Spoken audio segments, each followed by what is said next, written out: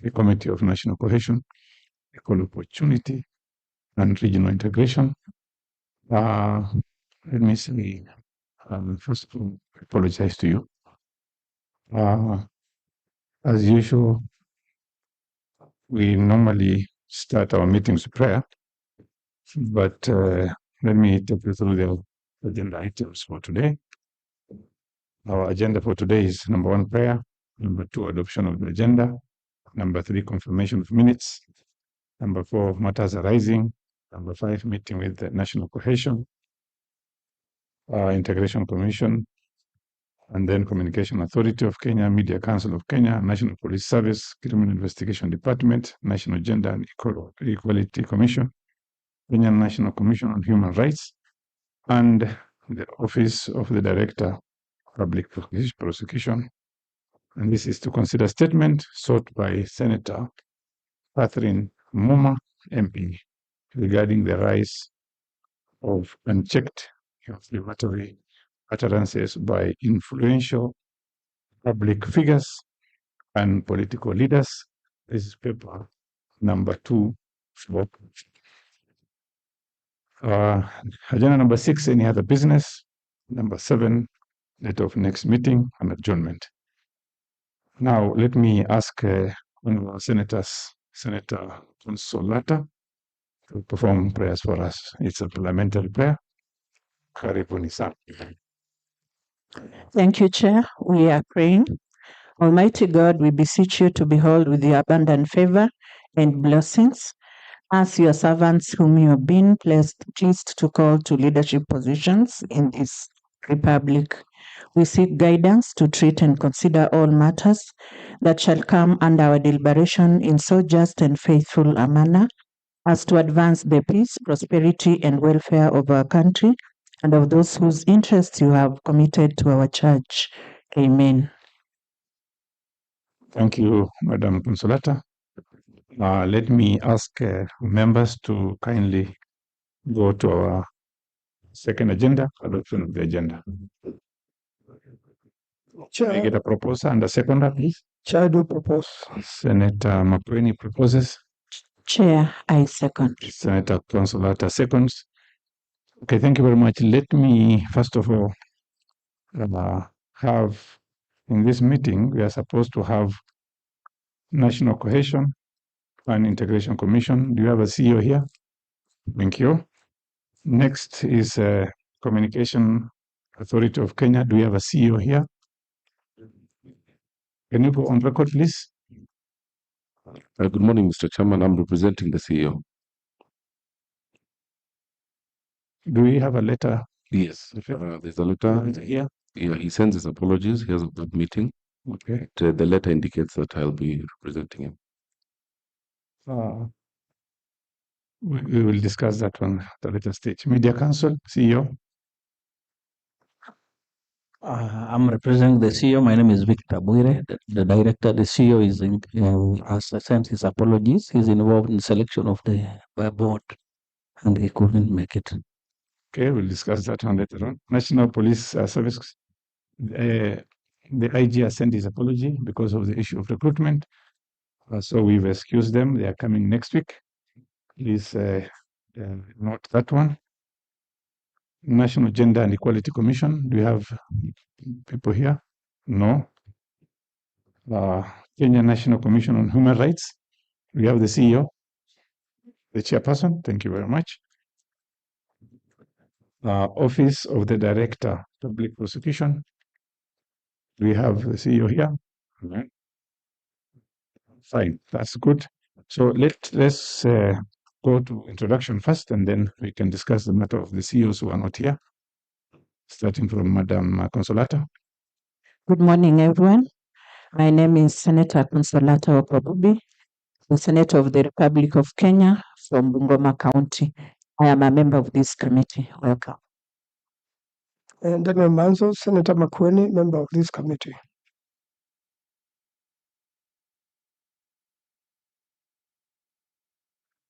Thank you, Chair. My name is Joseph Kamau, Senator for Lamu, member of this committee. Thank you very much, members. Let me ask the Secretariat to kindly introduce yourselves. Thank you, Chair. Good morning, Chair and members and guests. My name is Joseph Mwangi, the committee clerk. Good morning, Chair and members. Spirit Yoruto, committee clerk. Morning, Chair and members. Dindi Brown Omosa, the Hansard and Audio Officer. Good morning, Eugene Otieno, Hansard. Chair, good morning, members and stakeholders. My name is Brenda Ekesa, a research officer. Good morning, Chair. Bernard Sika, Sergeant at Arms. Thank you very much. Let me allow the senator who has just walked in to kindly take your seat and introduce yourself. And Senator, yes, please.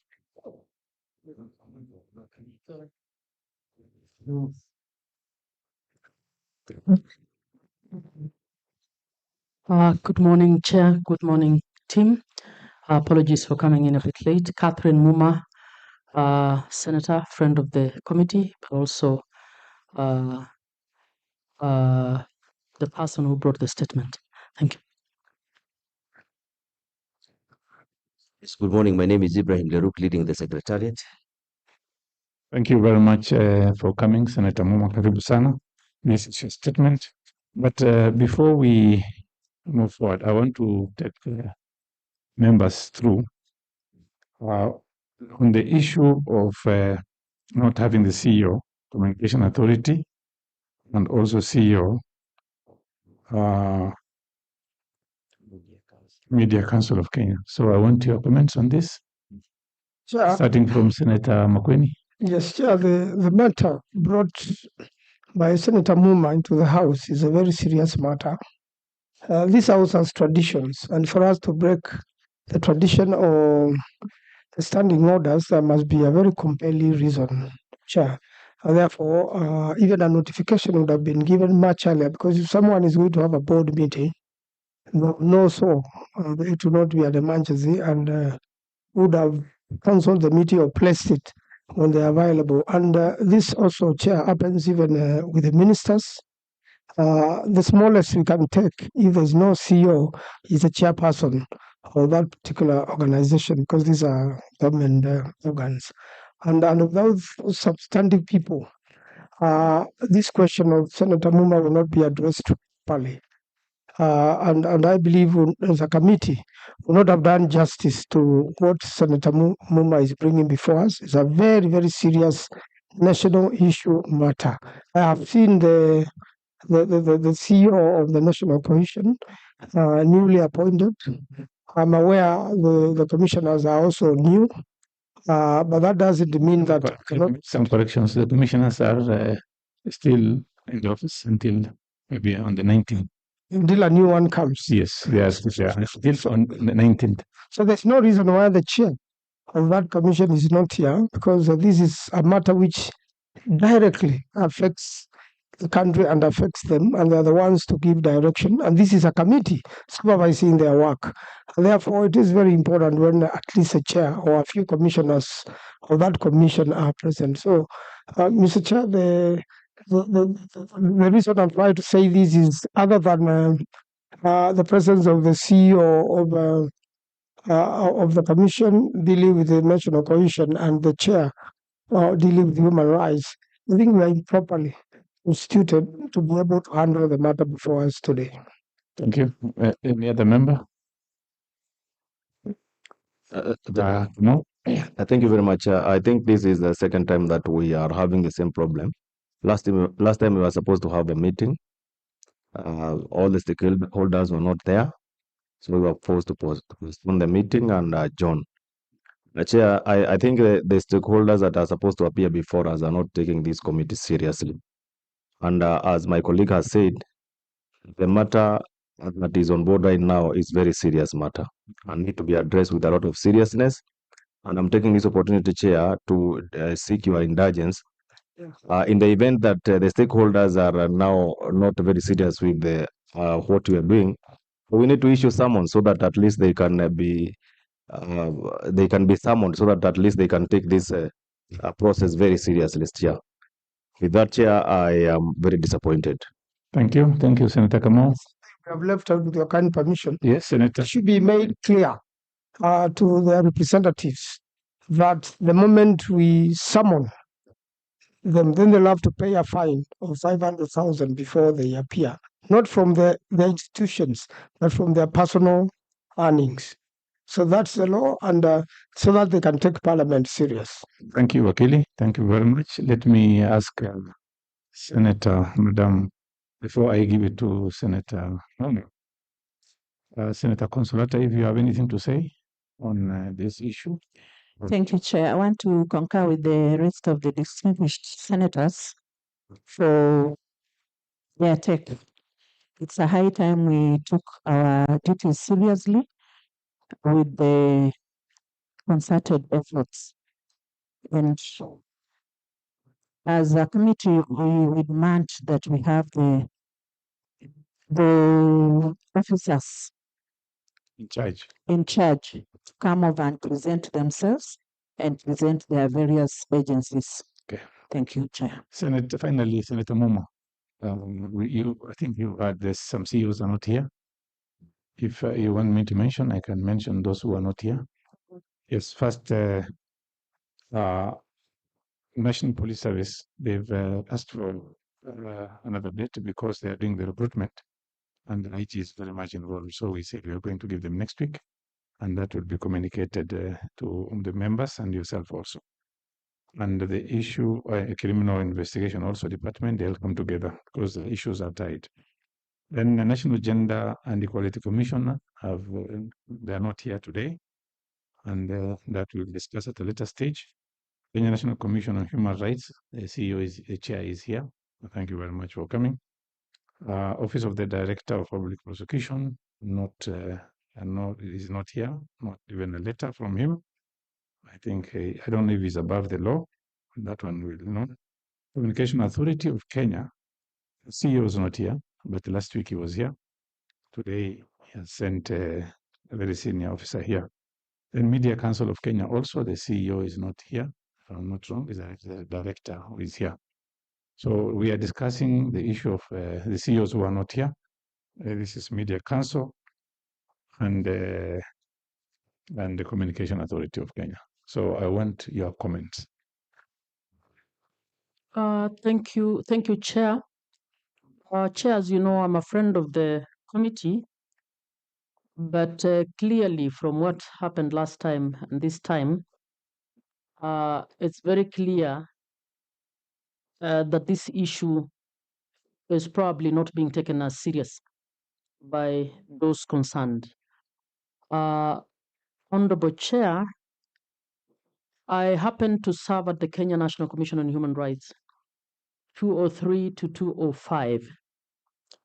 And I was the commissioner who was in charge of coordinating, monitoring the 2005 referendum campaigns, which were awash with a lot of hate speech,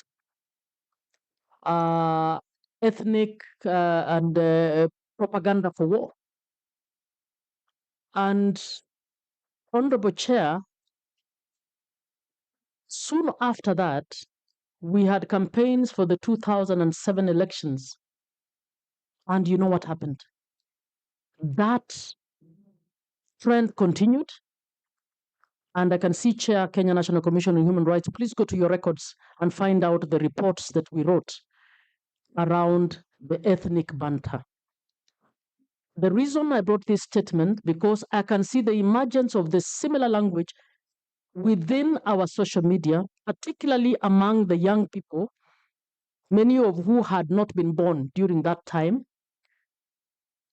And I am concerned that after 2005 issues and after 2008, the Kenya National Commission is the one that steered the process for setting up the NCIC, because we felt monitoring hate speech and bringing together national cohesion was an important issue. And we made a case for the commission to be set up. I am disappointed that the commission behaves as if we were setting up the commission to give people jobs. That we don't hear anything from this commission as all these exchanges are going on. We are not seeing anything happening. And we have moved into a new age where we have the freedoms around the internet, but social media and internet is also facilitating hate speech. It's facilitating abuse. Violence can also be through exchanges within the social media. I can't hear anything from these commissions. I would want to see, I've attended 2 internet governance meetings where the global community is trying to discuss how you balance access, the exercising the freedom of expression, as well as being responsible around not using social media and internet for violence. It is happening in this country. But I can't hear the voices of those who are being paid as oversight institutions on this issue. When will this next year, people will literally be on the campaigns? We are at a crossroads, not just in Kenya, but across Africa. One would have thought that with the constitution we have, these institutions should be at the forefront, acting objectively, trying to check the politicians and everybody else to try and guide us so that when we go into the 2027 elections, we stay on the straight and narrow around how we communicate. And the same happens. But you can see from the way they are responding to this issue, it is being treated as though it is just a small thing, a waste of time. So I don't know, Chair, whether this is going to proceed or whether we just call it off and the Kenyans can know they are on their own on this issue. Okay, thank you very much. So one matter left, Chair. Yes. The people dealing with this, Chair, should really take it serious. And what I also want the representatives to go and tell them is that this particular request for statement is going to be, a report is going to be presented to the floor of the House for debate by this committee.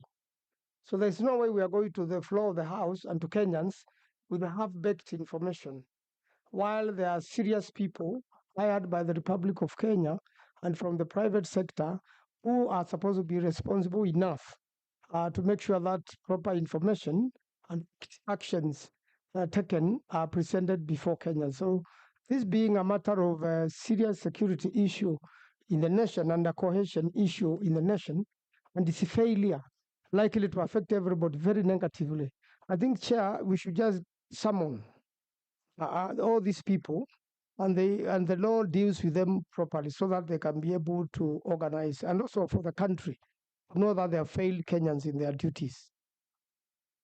Okay, so as a committee, I needed to ask members, for those CEOs who are not here, if you will allow me, I want to suggest that we'll have another meeting on Thursday with them. We'll ask them to come back on Thursday. And for those who are here, now we can look at their responses and deal with them. If that is okay with you, I want... Sir, the only person who is here substantively is the CEO for Kenya National Human Rights Commission. Without commissioners, this is a new CEO really. The documentation and the submissions with the commissioners, they are not yet out of office. They are still earning public money. And that's why I'm saying they should be summoned. That's fine, but the commissioners, today is 17th, if I'm not wrong. Commissioners are leaving. Can you tell us, Bwana CEO, when the commissioners are going to be? Yeah, Chair Daniel Mutegi, CEO National Cohesion. They're supposed to leave on 19th. So the last working day is 19th November, Wednesday this week. I will suggest we have some other questions for the CEO. You remember we asked him to bring us the documentation that shows that they've employed 20 people. If it was advertised, advertisement that day, that is what Senator Moore is talking about. This is just like employment bureau. I wanted to know from the CEO and the commissioners, but the commissioners are not going to come because they know what they did. They employed 20 people without proper advertisement, without a long list, without short list. They brought in their relatives, families, friends, and employed them because they were going. That's what they did. So those are the things we wanted him to answer. So if you can excuse him, he stays behind. We listen to his submissions. If we are satisfied, fine. If we are not, the question we asked him last week, the answers are with him now. We need to deal with those things. And I wanted Senator Momo to be around to know what is happening in that commission. So I will suggest that we have CEO, National Cohesion, and Chair, Madam Chair, thank you for coming again. Here we can allow the director to please leave now. Ask your CEO to be present on Thursday, God willing, and also CEO, please. I'm proposing an amendment that the chairperson of Kenya National Human Rights Commission remains, because this is a matter also relevant to them. They have the capacity to execute a similar commission for the ambitions committed by these particular commissioners. That is fine. That is what we are going to do in our meeting. Guys, can we now please ask your CEOs to come on Thursday? We are going to do a letter, Poleni sana, while we are going to deal with the other guys here. So members, let's allow these guys to leave. We have members online. Let me take Senator Beth. Senator Montet, Chair. Senator Montet, kindly go on record, please. Good morning, Chair. I've been following and I've also had the instructions you've given. This is Senator Betty Montet, Senator from the Republic of Kenya, from Kajiado County, a member of Cohesion Committee. Thank you very much. Any other member? Thank you. So now let's just Chair, can I make a request? Before you leave, please, 1 minute. Chair, yes. At 11:30, I'll be in the devolution committee meeting. So maybe if they can start, We want to start right away. with the aspects that touch on my statement. Yes. I want to just start over JLAC. Okay, yes, Gilbert, please come back. Okay, thank you very much. Let us now start our meeting with the for us today. Let me take you through the program of this committee. This Senate Committee, Standing Committee for National Cohesion, Equal Opportunity and Regional Integration, established under Standing Order 2281 of the Senate Standing Orders. Standing Order 53.1 of the Standing Orders of the Senate provides that the Senator may request for a statement from a committee relating to any matter under the mandate of the committee that is of county-wide, inter-county, national, regional, or international concerns. We had a Senate meeting on 22nd July, and Senator Catherine Muma, MP, requested for a statement from chairperson of this committee, which is me.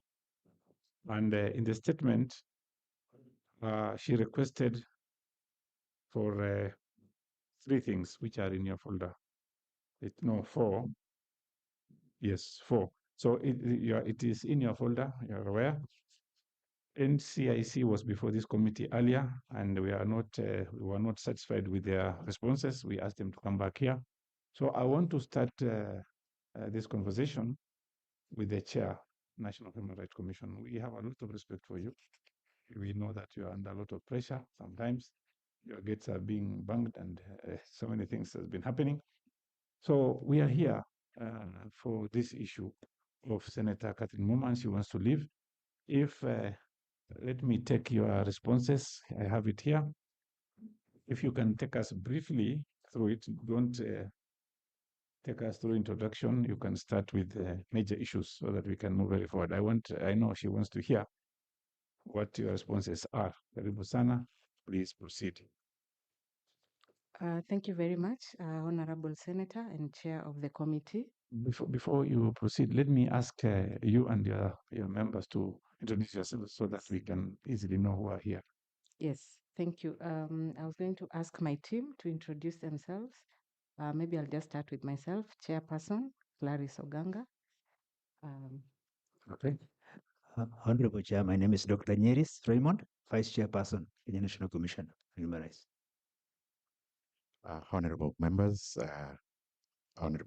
in Parliament, the Chair of the committee, my name is Pepela Martin. I'm the acting head of research and compliance, Kenya National Commission on Human Rights. Thank you very much, three of you. Right.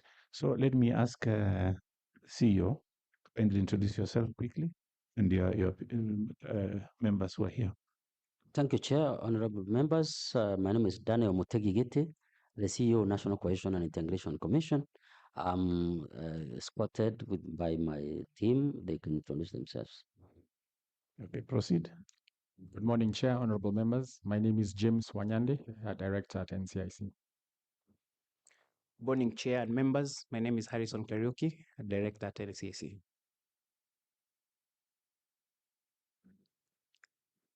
Yes, proceed, Madam. Good morning, Chair and members. My name is Olive Metet, Deputy Director Corporate Communication at the National Cohesion and Integration Commission. Thank you. Good morning, Chair. My name is Caroline Gateru, Deputy Director at NCIC. Good morning, Chair and members. My name is Liban Guyo, Deputy Director, NCIC. Morning, Chair and members. Charlo Mwengi, Legal Services at the Commission. Good morning, Chair, Honorable Senators. My name is Kilian Nyambu from the National Cohesion and Integration Commission. Good morning, members. Your position? Chair. You didn't mention your... Thank you, Chair. My position is Deputy Director, Public Outreach and Engagement.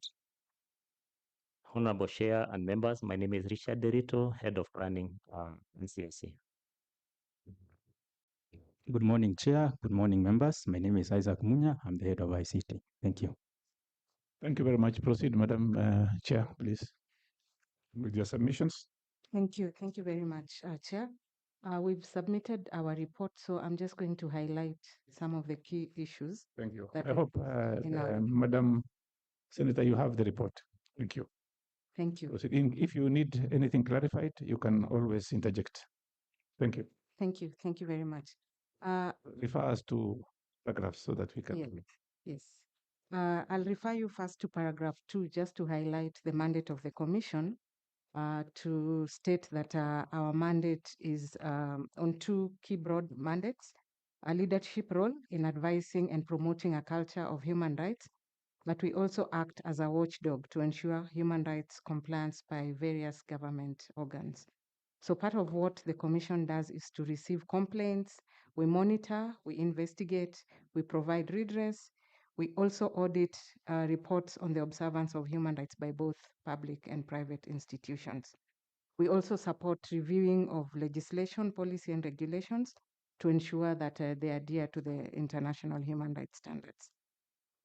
Paragraph 3, we then highlight how we work with other commissions and other independent offices, and our role is to support them to discharge their mandate, and we do this through issuing advisories to them to guide them on how to comply with human rights obligations. Then in paragraph 4, we are stating that in line with this role and pursuant to the powers and Article 251 of the Constitution, we wish to highlight what we've observed, which is unchecked inflammatory utterances by influential public figures and political leaders. And we issue this advisory opinion to provide a human rights perspective on how we need to have this issue addressed, especially in line with our constitutional and international obligations, because from our side, we feel that the rise of these unchecked utterances continues to impact human rights negatively, and with the potential of causing violence, discrimination, but also undermining the principles as set out in the Constitution. And we also just want to highlight in paragraph 5, Article 33 of the Constitution of Kenya guarantees the right to freedom of expression, because issues around hate speech revolve around the freedom of expression. But critically, we are indicating that under the Constitution and also under international law, that this right is not absolute. And it's a right that can be limited when it infringes on other rights. And Article 33.2 explicitly excludes certain forms of speech from constitutional protection. This includes propaganda for war, incitement to violence, and hate speech, and alongside advocacy of hatred that constitutes ethnic incitement, vilification of others, or incitement to cause harm. And we are stating that this clear constitutional limitation is quite consistent with international obligations found in instruments that Kenya has ratified. So therefore, the endemic persistence of violence linked to ethnic rhetoric suggests that the core issue is not deficiency in the constitutional prohibition, but rather a profound failure in implementation of what we are required to do. If you look at our paragraph B, then we look at some of the areas that we feel are impacted by unchecked inflammatory speeches. And we've done a whole list of the areas that we feel that you need to look at. Maybe just to highlight a few, is that many a times, if you look at paragraph 1, we talk about hate speech targeting individuals based on their ethnicity, race, religion, gender, nationality, disability, and many times public opinion, which undermines the international human rights standards. I do not want to go through the whole list because it's quite a long list. We will ask the committee to find time to look at how we've analyzed the impacts of hate speech on various rights. But if you look at paragraph 7, we are highlighting that hate speech is not simply about offensive language. It's a human rights issue with serious implications for equality, dignity, safety, peace, and democratic governance. And we are saying that when such rhetoric is left unchallenged, particularly along ethnic, racial, political lines, it undermines social cohesion, contributes to marginalization, and increases the likelihood of intercommunal tension or violence. Allow me to also state that the Kenya National Commission has worked closely with other constitutional institutions and commissions, including the NCIC, because for us, we see issues around cohesion, peace, and integration really aligns to our mandate of protection and promotion of human rights. But our mandate is limited to referring these cases to the National Cohesion and Integration Commission to take up what the Commission identifies. And maybe also just to mention that previously, the Kenya National Commission on Human Rights was previously a board member of the NCIC, but due to legislative amendments, then the commission was removed as a board member. And this is probably one of the recommendations that we will hopefully make as we go along. Allow me, Chairperson, to request my technical person to then take you through some examples of inflammatory utterances and coded hate speech, but also to look at some of the deficiencies that we've identified in the legal and institutional frameworks. Thank you. Thank you. Is it Mr. Mutegi? No. No, Yes. Bella. Eh? Bella. Pepela. Okay, Yes. kindly proceed. Thank you, Mr. Chair. I will refer you to paragraph 8, that is part C, where we, as a commission, have stated that impunity has emboldened public officers or public figures to utilize overtly derogatory, intimidating, and often using coded language during election periods. These specific acts of incitement demonstrate the corrosive impact of rhetoric on national cohesion. Below, we have provided for some examples that the Commission has documented in the past, and we have chosen not to mention names, but to just use the word political leader, because majority of the statements were uttered by politicians. I will pick two, and the first one is where a leader said, Please take us, just a few. Take us through I'll take so that two. it will be also Yes. noted. The media is here. Yes. Yes, please take us through. So let me take All of them, sir? Okay. So the first one is when a political leader says, and I quote, "When you are drinking your alcohol, when you are getting drunk, stop thinking we are children of a monkey." And some people cheer, others get angry. The second one is a statement that is deemed to insult the president and his mother, if you can recall. It stirred up ethnic hatred. There is also the one that a leader said, Luo people in Nakuru town should be sent back to their native land in the West. Another one talked of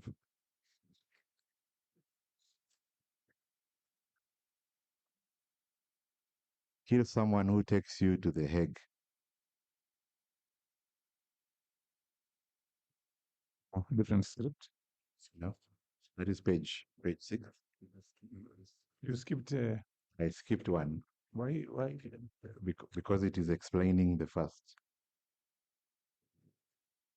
Or allow me to repeat. Yeah. The political leader on alleged warnings of political leaders will be assassinated for leading protests. Okay. Another political leader says or suggests killing the opposition leader. Yeah. Another one, and these are musicians and artists with lyrics called "Kill Someone Who Takes You to The Hague," referring to the ICC trial. An ordinary citizen, and in this case a blogger, statements alleging that a particular tribe should be deported from Kenya.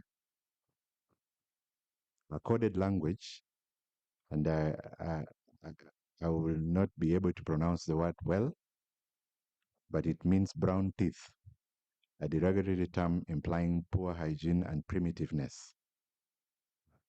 Another coded language is implying uproot the weed, implying strangers who are a threat and should be eliminated. Another one of an uncircumcised boys, a demeaning word used to humiliate men and the entire communities. Another political rhetoric of hustlers versus narratives, or versus dynasties.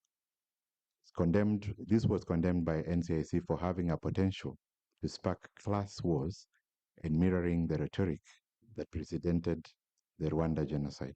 Thank you. So you want to proceed or?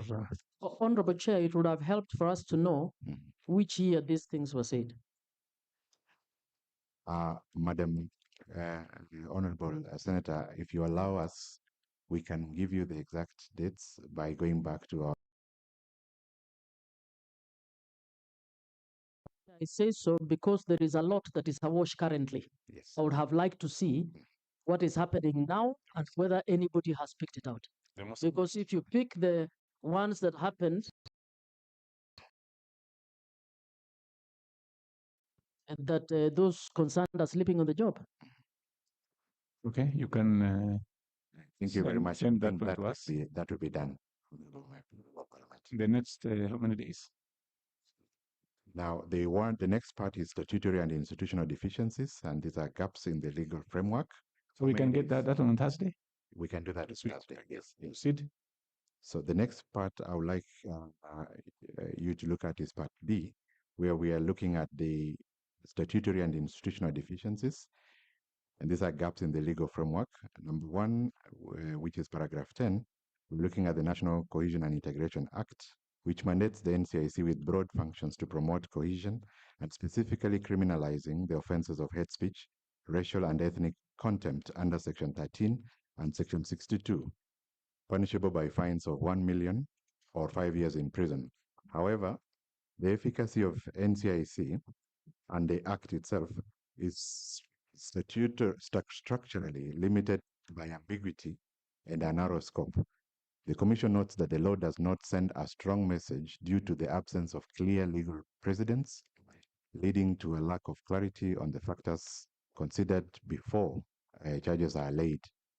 Critically, the definition of prohibited speech is focused narrowly on ethnic and race, failing to adequately include other grounds of discrimination such as gender, marital status, health status, disability, religion, age, or economic status, which also feature prominently in electoral violence. The strategic exploitation of legal Chair, can I loopholes. say something? Yes, please. When was the NCIC Act passed? Maybe we can The NCIC, can you tell us when the act was passed? When I see you. 2008, of course. 2008. Now, Kenya National Commission on Human Rights, can you show us an advisory that you have provided to Parliament on what you're saying? That's a very good question. The legal ambiguities. So that A law was passed in 2008. Now we are calling you in 2025. You are telling us there is an ambiguity here that makes it difficult to implement.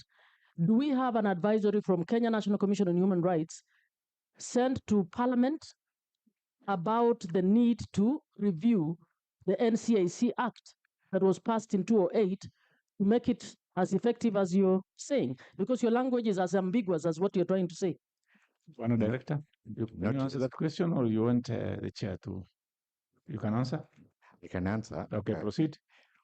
We will say that we have not given any response or advisory on the same. But we will request if you can request the commission so that we do it. We can do it if you allow. Do we need to request you? You have a mandate on advisory?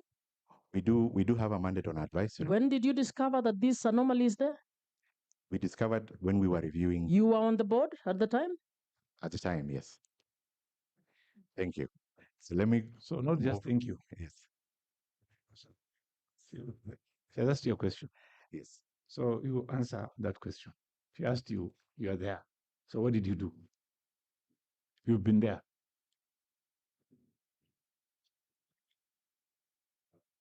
Request not to answer the question for now, so that I can seek further clarification from my superiors. Madam Mama. He has answered very effectively. Thank you. So we'll be expecting that answer from you. Yes. On Thursday. Is that okay? Very well, sir. Kindly proceed. Now, allow me to proceed to. The way we are your friends. So yes, we are not asking you to come before this committee to harass you. Our job is mainly cohesion. Yes. We are not a security committee. We are a cohesion committee. Indeed. So we want to work together and solve the issues which are affecting this country. Indeed. So kindly proceed. Thank you. Now, allow me to go to strategic exploitation of the legal loopholes by political elites. The Commission is of the view that the most significant deficiency in the statute's susceptibility to strategic manipulation, politicians and public figures consciously avoid utterances that meet the precise criminal threshold under the Act of the National Cohesion and Integration Commission. Instead of utilizing coded language, foul language consistently insults or rhetoric that amounts to incitement to violence, which falls under the Penal Code. This tactical utilization of the ambiguous language creates a legal shield. By relying on a veiled term or terms or insults not explicitly covered by the NCIA, politicians and political figures promote ethnic hatred while claiming the protection of free speech. This calculated circumvention defeats the core purpose of the National Cohesion and Integration Act as a deterrent mechanism, effectively rendering the statute powerless against the primary organizers of ethnic mobilization. The NCIC has since proposed amendments to the Act to specifically address this gap, advocating for the inclusion of coded language, subtle acts, or gestures intended to incite ethnic hatred. Allow me to address the computer misuse and cybercrimes, and as you are aware, it's a new legislation where, as a commission, we have looked at Section 22 of the original Act of 2018 already provides for a limitation on expression. The law criminalizes intentional publication of false, misleading, or fictitious data that incites violence, constitutes hate speech, or advocates hatred based on discrimination. However, some of the sections has introduced provisions that seem to have criminal sanctions against legitimate online expression. The Computer Misuse and Cybercrimes Amendment Act 2025, enacted in October 2025, risks criminalizing legitimate online speech due to its overbroad provisions. As we are aware, 1 minute. Let me refer you to paragraph 12. Yes. You said NCIC proposed amendment. Yes. Let me ask CEO, are you aware of the proposal? Yes, Honorable Chair, we have made those recommendations, and I'm aware. Proceed. Now, so you're talking on paragraph 15, you're talking about the amended yes. cybercrime. Yes. Amendment Act 2025. Yes. Which was enacted in 2025. And you're confirming that this is a major risk to you're talking about overbroad provisions. You meant what? Meant to say that in as much as we are looking at hate speech, the Computer Misuse and Cybercrimes Act may have attempted to cure. However, we wanted to go on record as having concerns with the way it is texted under the Computer Misuse and Cybercrimes Amendment Act of 2025. Do you have a specific paragraph or the amendments that you want to have issue with?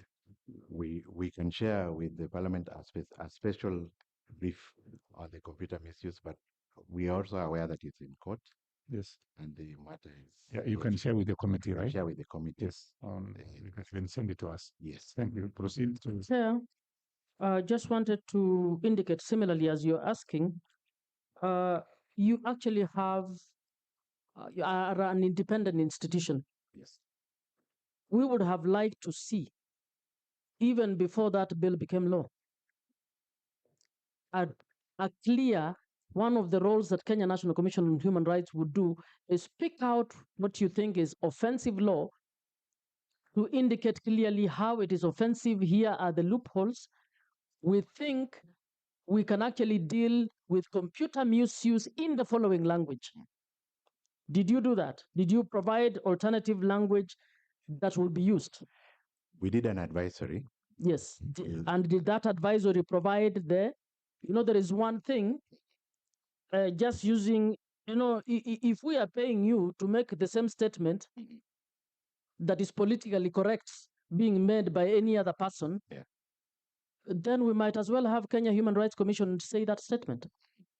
You are actually being paid by the taxpayer. It would help for you to say, if your intention is to deal with misuse, misinformation, disinformation, we believe the following language is better than what you have put in place. That is now constructive provision of advisories. That is better than whoever is commenting on Citizen in the morning. That is the difference between you and them. You are paid, you have time, you have experts, you can sit and say, yes, this is not good as is. And we have gone through, we are proposing before you pass that law, use this language. Because this language will preserve expression, freedom of expression, as it will deal with misinformation, disinformation, and violence on the social media. Have you ever done that? We did that, and with the director. Thank you. Yeah. You've done that. We did that during the substantive debate of the bill, and we provided to the relevant committee. And you can also provide us. Provide that. Thank you. Please note it down. Yes. Kindly proceed. Yes. You're almost finishing. Proceed. On judicial review, we have noted that courts demonstrate a dual reality: successful convictions and substantive ruling against ordinary citizens, and persistent failure to upholding high-profile political accountability or politicians accountable, often due to political or procedural reasons.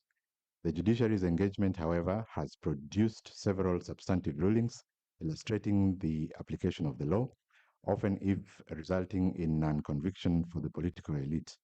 The cases that we want to illustrate: one is the Alan Wadi case. It was an ordinary citizen, a conviction and a sentence, sentenced to 2 years in jail for hate speech on Facebook alleging a tribe should be deported. It set a precedent for prosecuting ordinary citizens for digital hate speech. We have a case of Fidelis Motivita, Hassan Abdi Nur, Ichiro Dua, who are ordinary citizens. They were all convicted, and all the three was convicted of the hate speech and ethnic contempt by a magistrate's court. We have Republic of Kenya versus Ferdinand Waititu and another. He is our political leader. Just a moment. Were they jailed? It would help to be able to say convicted then, jailed, fined. Yeah, I'll get the exact and review the advisory accordingly. That is something very simple, Bwana Director. Very simple, yeah. Yeah, then you are telling us you don't know. The one for conviction, yes, they were jailed for 2 years, but I didn't indicate here. So I'll indicate and share the document. 2 years, yeah. 2 years in prison.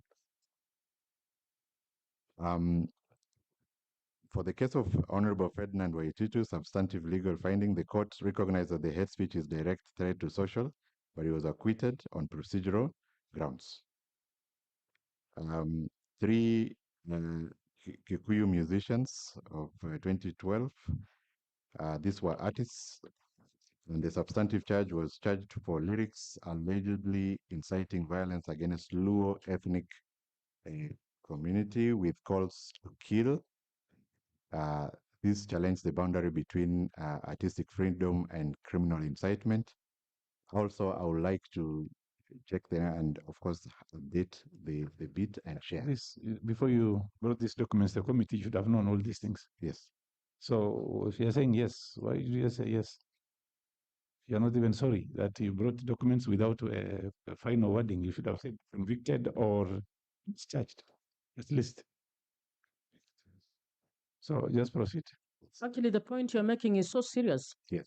It's an indictment of the judiciary on inconsistencies, and you've actually made a point that the judiciary has been lenient on politicians and political elite, while I wanted him to while, finish, madam. while Let him finish. Let him finish. Then you, that is a very important question. Let just finish, please. Proceed to Johnston Mudama. Johnston Mudama versus Inspector General of Police.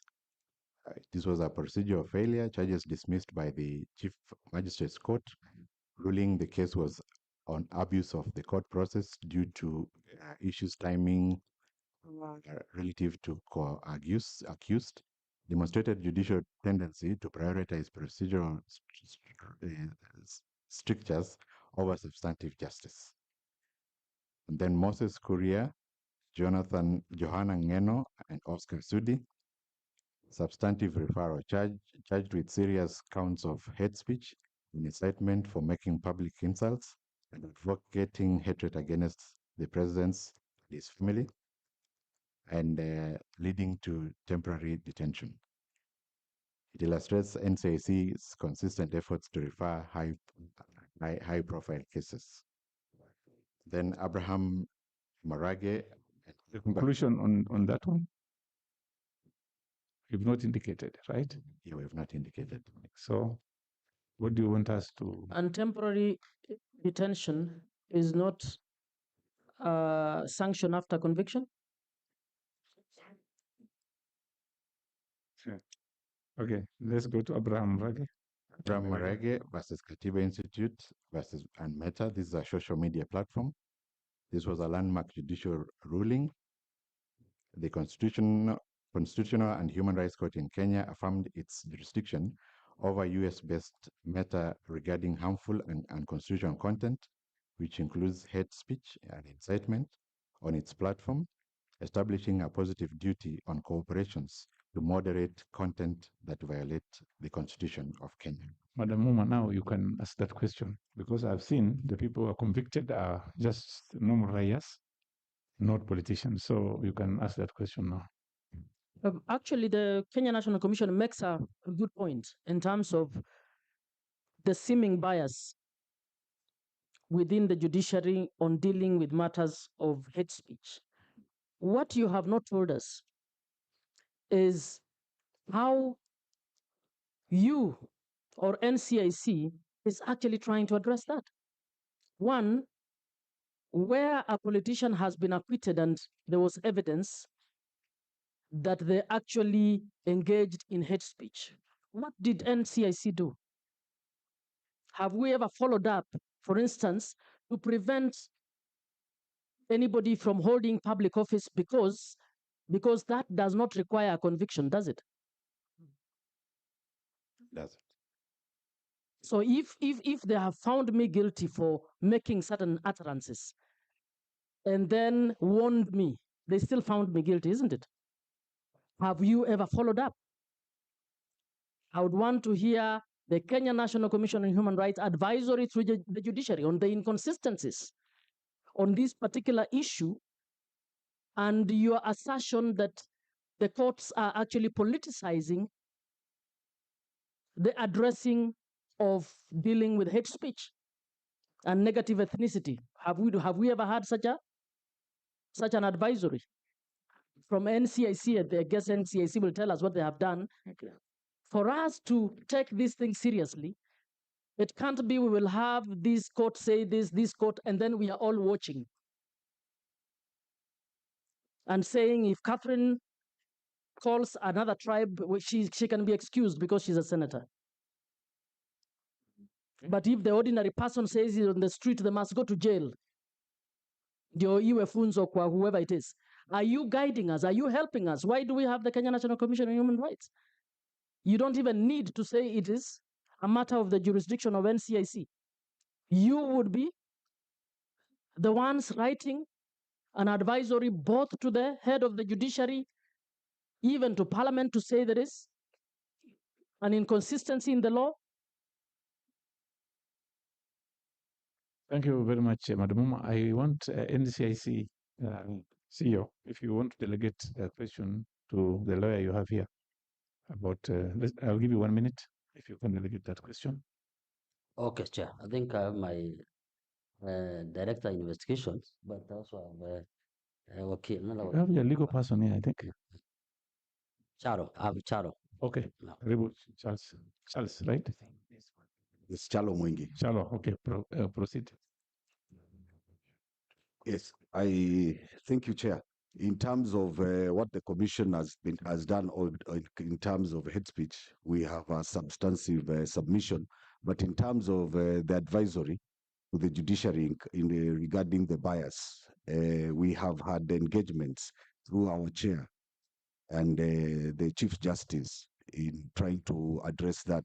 And towards the 2022 general elections, the way the judiciary dealt with this is by appointing special courts to hear hate speech cases in Mombasa, Nakuru, Eldoret, and Kisumu, so that we can try and have consistencies. And from then we saw some improvement.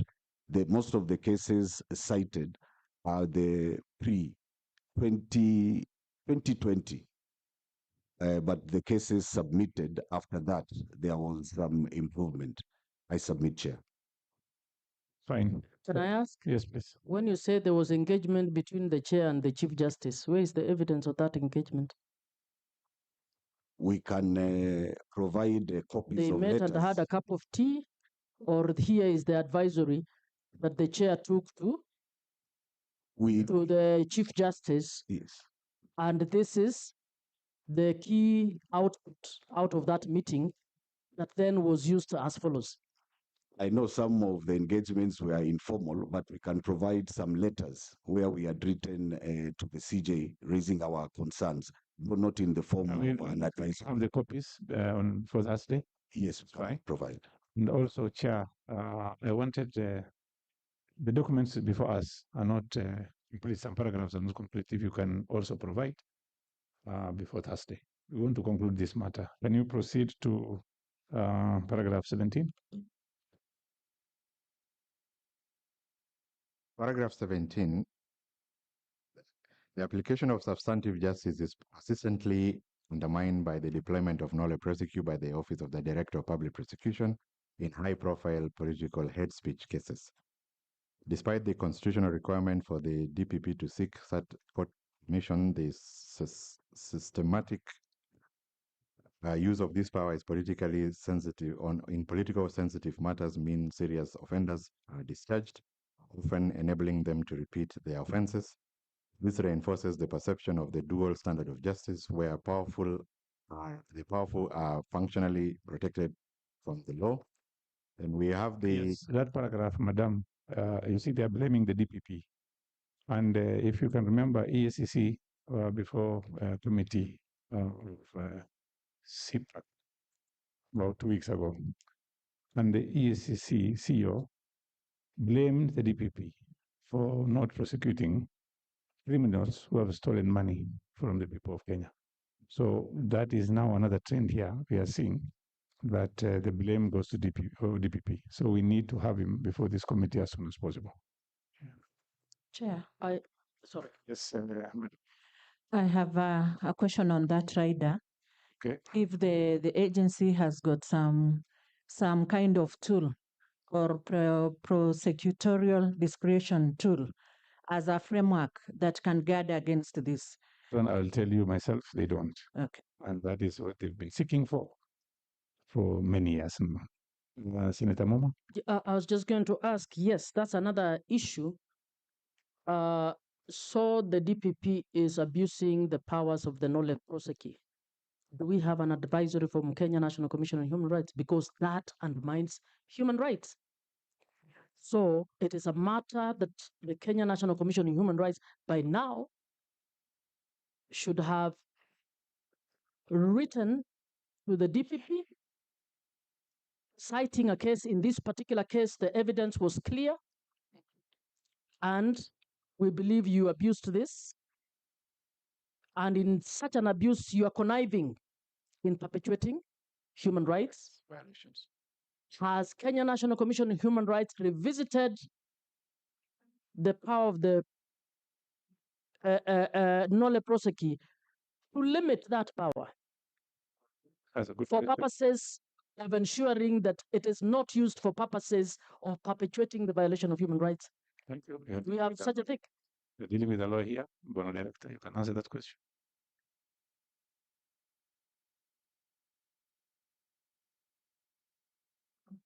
We are yet to write an advisory to him, but as you are aware, honourable member, senator, is that we have NCA, with the National Council on Administrative Justice, where we meet as a team of administrative the justice answer is very actors. simple: yes or no.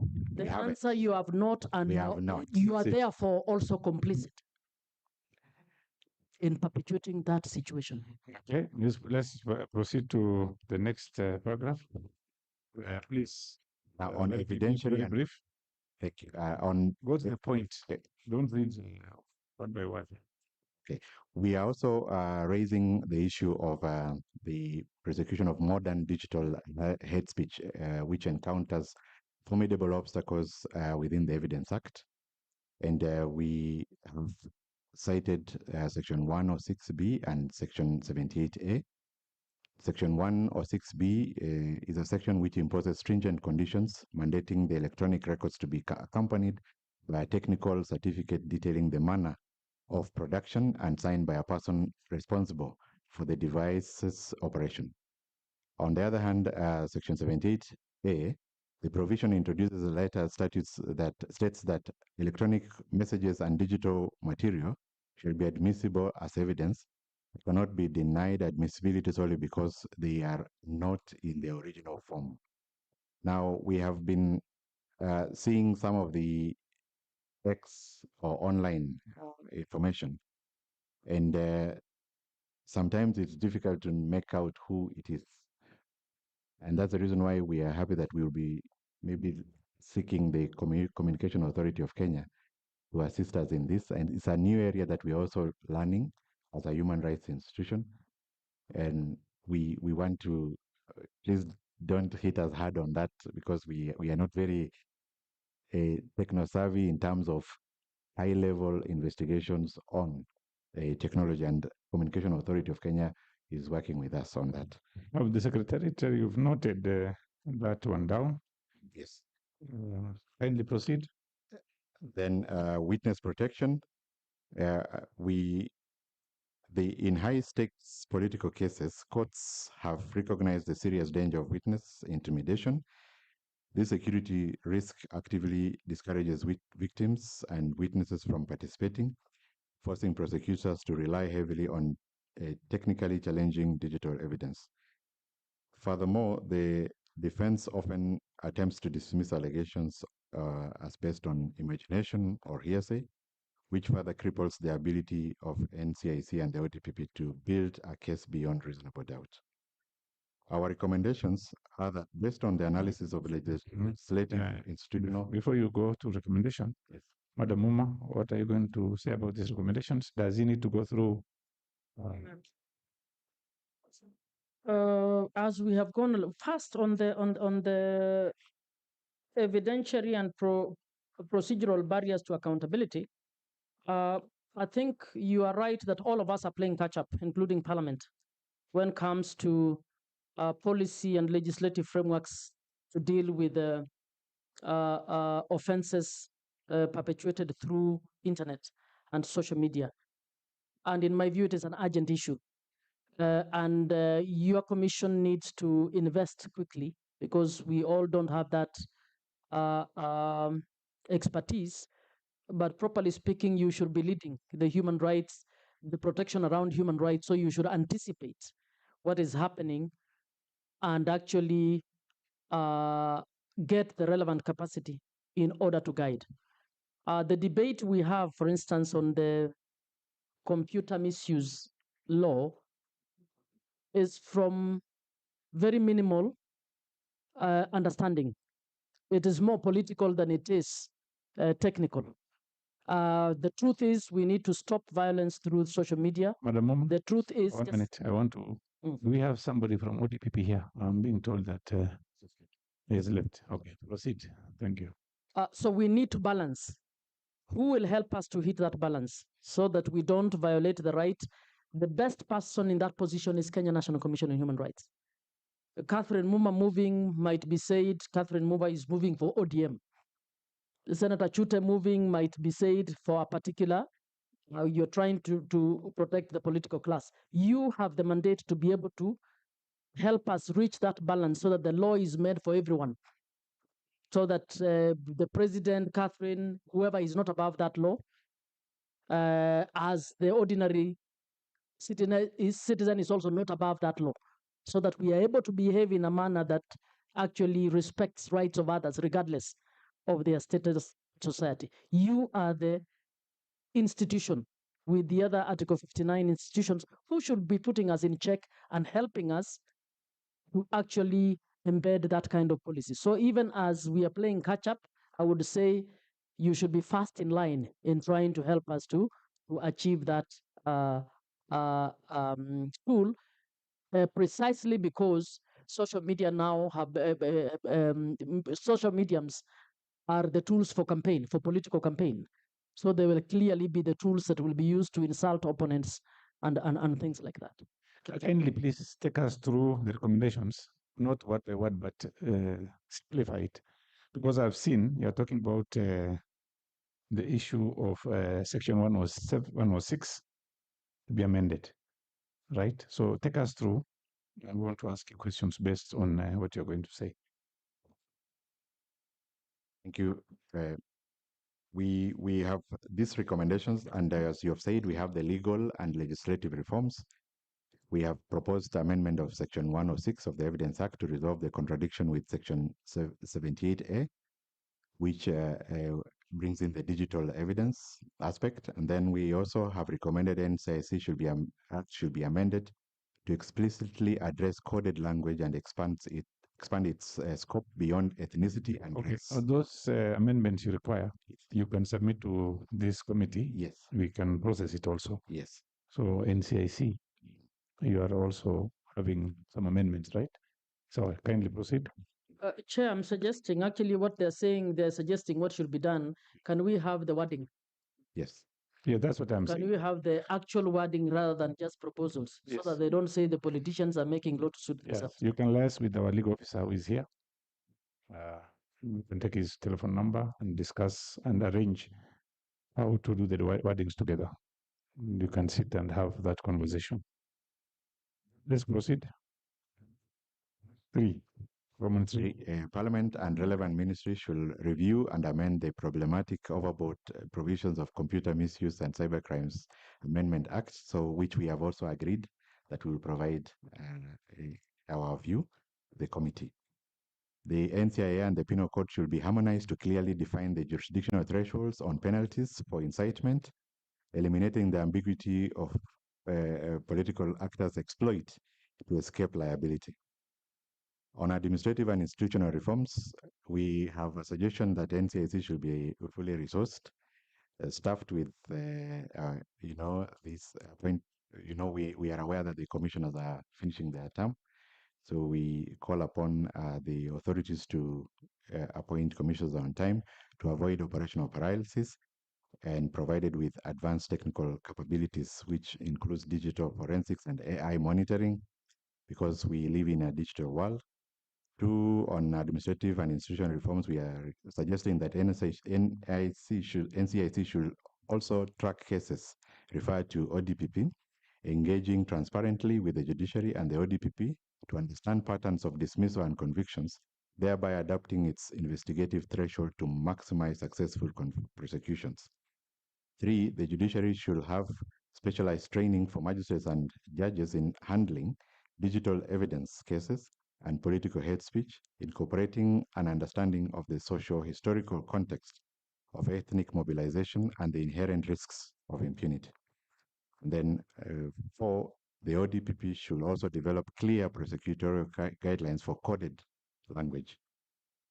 The policy and political commitments, for the Commission, we are recommending that ODPP adopts and adhere to a strict policy ensuring the power of nolle prosequi is exercised with utmost transparency and scrutiny in cases involving severe human rights violations linked to electoral violence, particularly against high-profile politicians, to counteract political instrumentalization.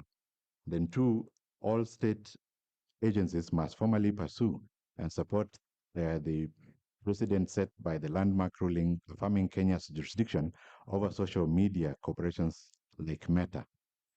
A national policy framework should be established to impose a positive duty on these platforms to moderate and remove harmful and unconstitutional content and incitement is actively amplified by their algorithms. All these organs must ensure hate speech laws are applied strictly, equally, and without political mediation to all individuals, irrespective of their political office or affiliation. We also have social and societal reforms. Legislative and enforcement remedies are insufficient without addressing the deep-seated structural issues. The state must prioritize non-discrimination and equality policies to concurrently address the socioeconomic and political root causes of ethnic conflict, including land inequality, historical injustices, and impunity for past corruption. 2, substantial resources should be allocated to implement a robust and secure witness protection program to mitigate the documented danger of intimidation in high-stakes political cases. 3, reconciliation efforts must be founded upon the twin pillars of truth and justice. This requires transparent counting for past violence and consistent prosecution of inciters to build a sustainable foundation for national cohesion and civic trust. 4, the Commission further reiterates that it is the collective responsibility for public officials, religious, community leaders, the media, and individuals to nurture social cohesive consciousness, tolerance, mutual respect, and an ethnic dialogue to prevent incitement to violence and hatred through inflammatory remarks. I'd like to stop at that and request my chairperson to conclude. Thank you very much. Madam Chairperson, please. Yes, thank you. Thank you. I think in conclusion, what we are saying is that there's a lot of lessons that we can learn globally on the standards to be applied on issues hate speech. And here we are thinking of the Rabat Plan of Action, provides a very comprehensive standards that we can look at to address issues of hate speech, because it looks at issues of social and political context, status of the speaker, intent to incite the audience against a target group, content and form of the speech, and extent of its dissemination and likelihood of harm. So if we could adopt and apply this plan of action on behalf of the Commission, we feel that it will provide a valuable opportunity for reflection of the country, even as we navigate the legislative and operational predicaments of issues hate speech. Thank you. So, Muma, you have any question for the committee? Thank you, Chair, and thank you, Kenya National Commission, for your submissions. I would want, Chair, to bring a recommendation that should be based with themselves. The Article 59 of the Constitution is, please note it down. Establishes the National Equality and Human Rights Commission, and it contemplated either one commission or more. We ended up with 4 institutions, actually. Three set up as constitutional commissions, and one is the NCIC, because of the earlier plans of the Kenya National Commission on Human Rights.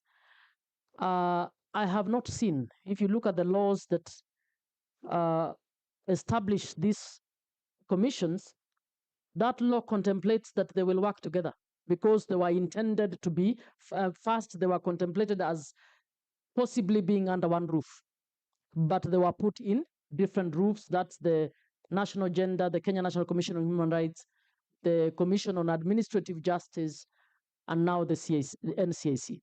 Now, they all each have been operating in a manner that is competing rather than complementing each other. Always going on about resource.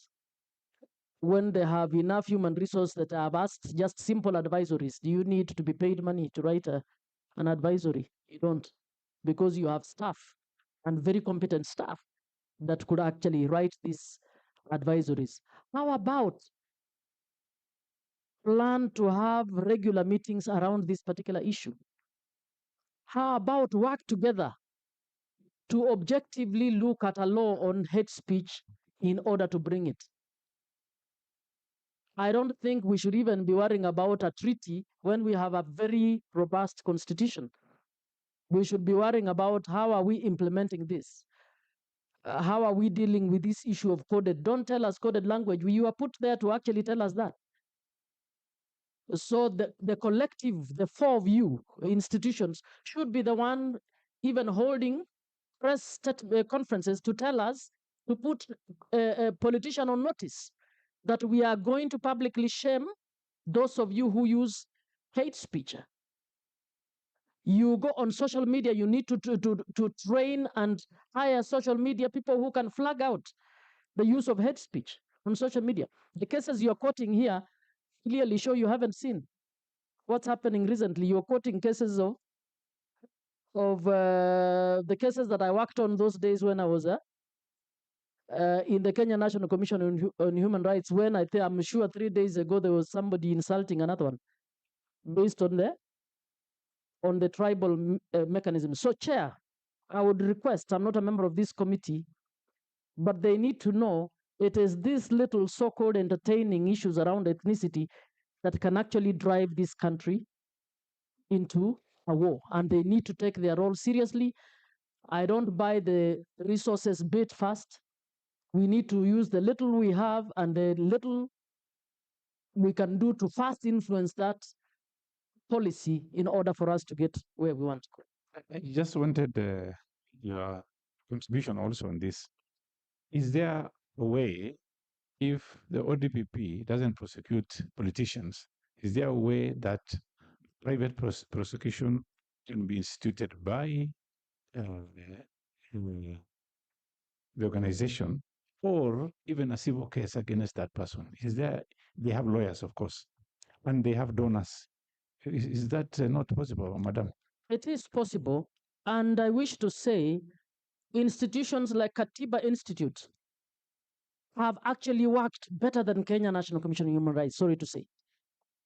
Civil society leading the way in trying to see how do we implement these principles in the constitution. We have enough resource, the four of you, KHRC, Katiba Institute, the Law Society of Kenya. If you sat together and objectively looked at these principles and actually pursued them, in my view, you cannot say you are so helpless in the face of the ODPP. Of course, the ODPP should be written to, be given this to respond to these issues as an institution. But bottom line is, you cannot come and tell Kenyans, we are going to get two tribes going at each other. And the reason is because there was no this policy. The policy did not say A, it said B. Thank you. Thank you very much. Madam Chair, what is your response on that one? Your response? Thank you. Thank you very much, Chairperson. I think we've noted a lot of the recommendations that have come from the Senator. Allow us to talk about private prosecution also. What is your take on that one? We appreciate that we have partners such as Katiba Institute, and we must state that Katiba Institute is one of our best partners. We work together. When it comes to private prosecution, we cannot say as a commission we have exploited that. We have not exploited, but we also want to respect also that we have a legislation that provides for the Office of the Director of Public Prosecution. It's an independent office. So whenever we are aggrieved by a decision from his side, we want to find a better way as opposed to, trying to take up or usurping. Do you have examples of those better ways? Better ways is we can do an advisory and in the to him. But you haven't done it. You've just blamed him here. So in cases where you blamed him, we intend to do. What did you do? We intend to do that now that we have seen that after we start fighting each other and the country is no more. We intend to write advisories to the Director of Public Prosecution so that he can understand. We want to work better with the Office of the Director of Public Prosecution with the intent of ensuring fundamental human rights are protected in the country. And what you have said is a clear call for us as a commission. On private prosecution. You're faulting the ODPP. And then legally you have an option. And you are telling us you don't want to take that option. Actually, the chair asks, yes, is there opportunity for private prosecution? Say yes or no. And if there is, why has it not been? If you're frustrated by the ODPP, why has that not been an option in these particular matters? It is an option. We will exploit that. Better now. Okay, thank you very much, Madam Chair and your team. Let me allow you, I want to allow you to leave now because I want to deal with the NCIC, and Madam, I think you want to leave also. Is that so? Oh, thank you very much. So Chair, as they leave, yes, I just want to tell them thanks for your submission. I will be so hard on you because I also take responsibility, having been one of the first commissioners in that institution. It is my responsibility to be hard on you to ensure that you deliver as the Kenyans expect of you. Madam Consolata, you want to say something under 1 minute, please? Chair, just an input to what Senator Muma has. Excuse me, let me pick the senators who are online.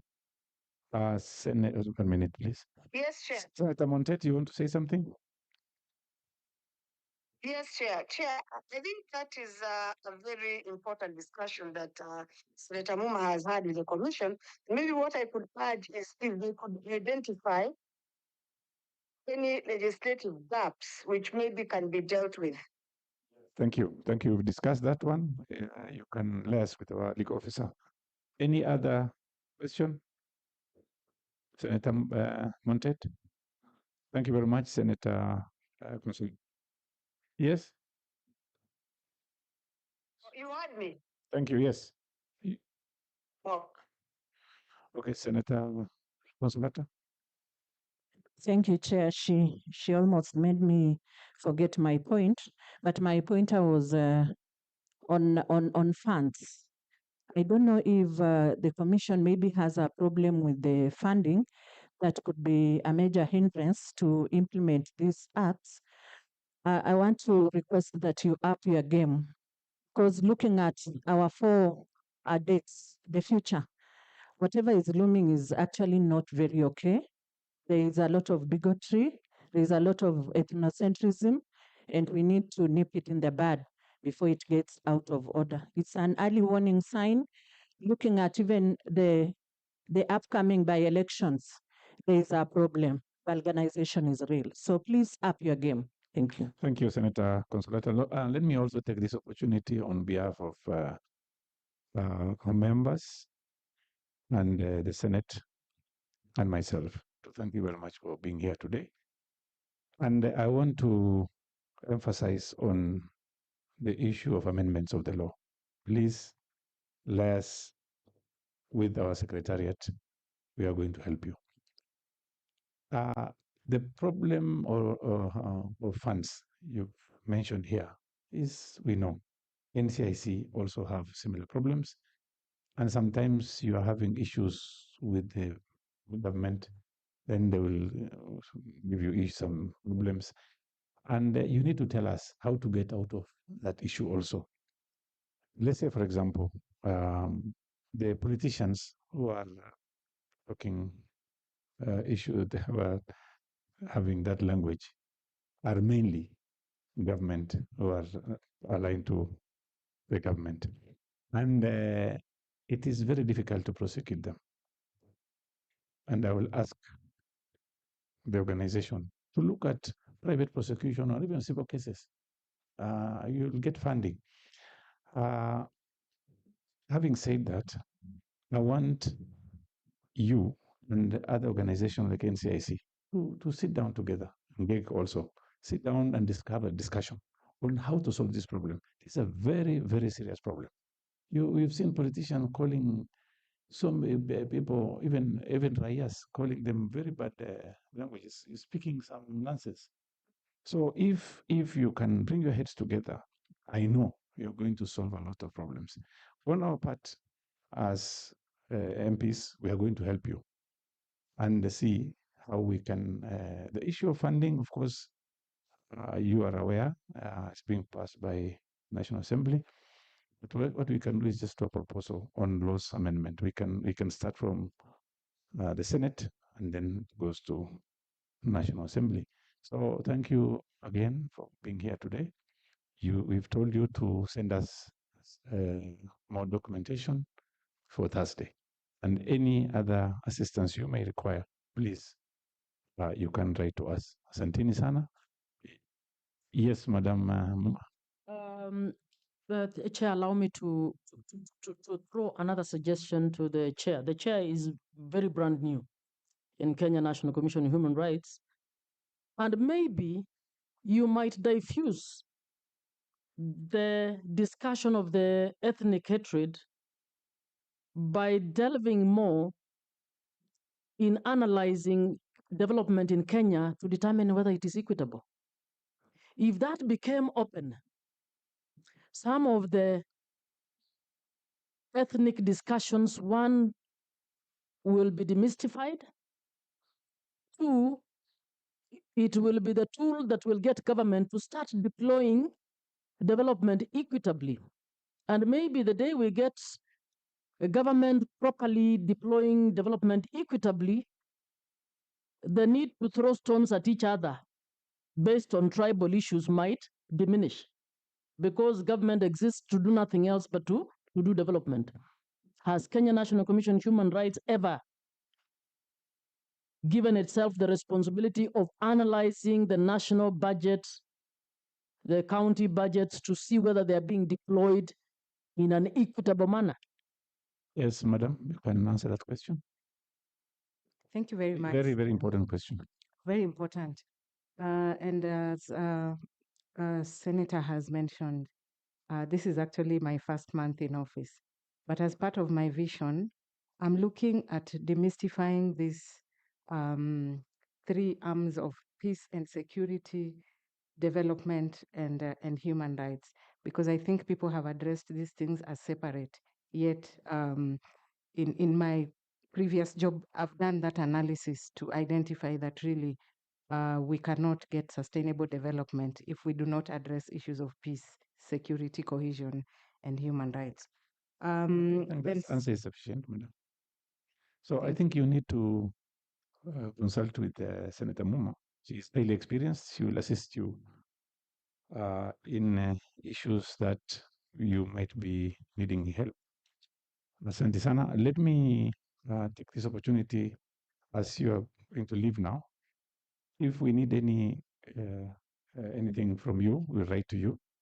Secretariat is aware. And on the NCIC, I'm being told that the commissioners must come with the chair, even if they leave. As a committee, we can write to them, and if they refuse to come, we can summon them and fine them a fine of 500,000 shillings. And we want them to be here on Thursday. We'll write to them, and if you will pass that message that we need them here. They are, Parliament can ask anyone to come before its committee. So thank you very much, Madam. Asante sana. You go well. We have tea out there. Please, before you leave, your chai kidogo na mandazi we have out there, being paid by the people of Kenya. Asante sana.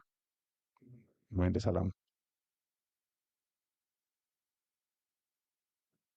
Chair, procedural. If we are waiting for commissioners, why are we listening to, or it's on something else, not on mine? It is a very important question you've asked. Yeah.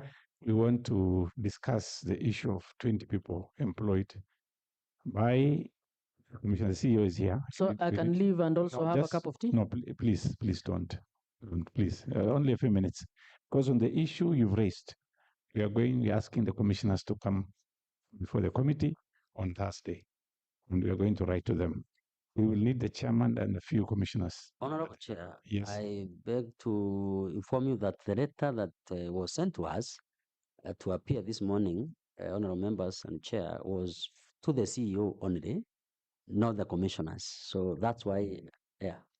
Thank you. I think that is fine. We are going to do a letter today, and we need the commissioners to come before this committee. So having said that, if you can now take us through your folder, a big folder here. You remember you were before this committee last week, if I'm not wrong. Yes, honorable Chair.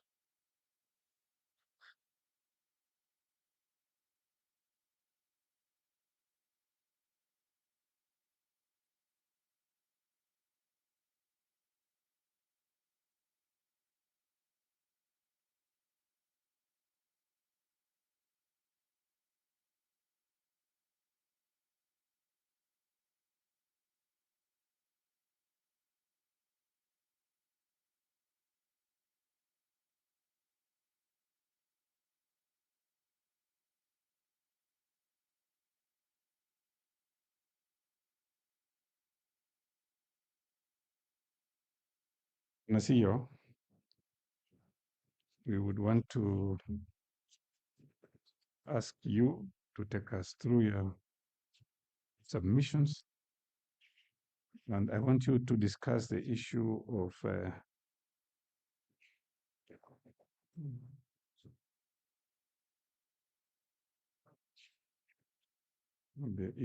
the employment, the irregular employment.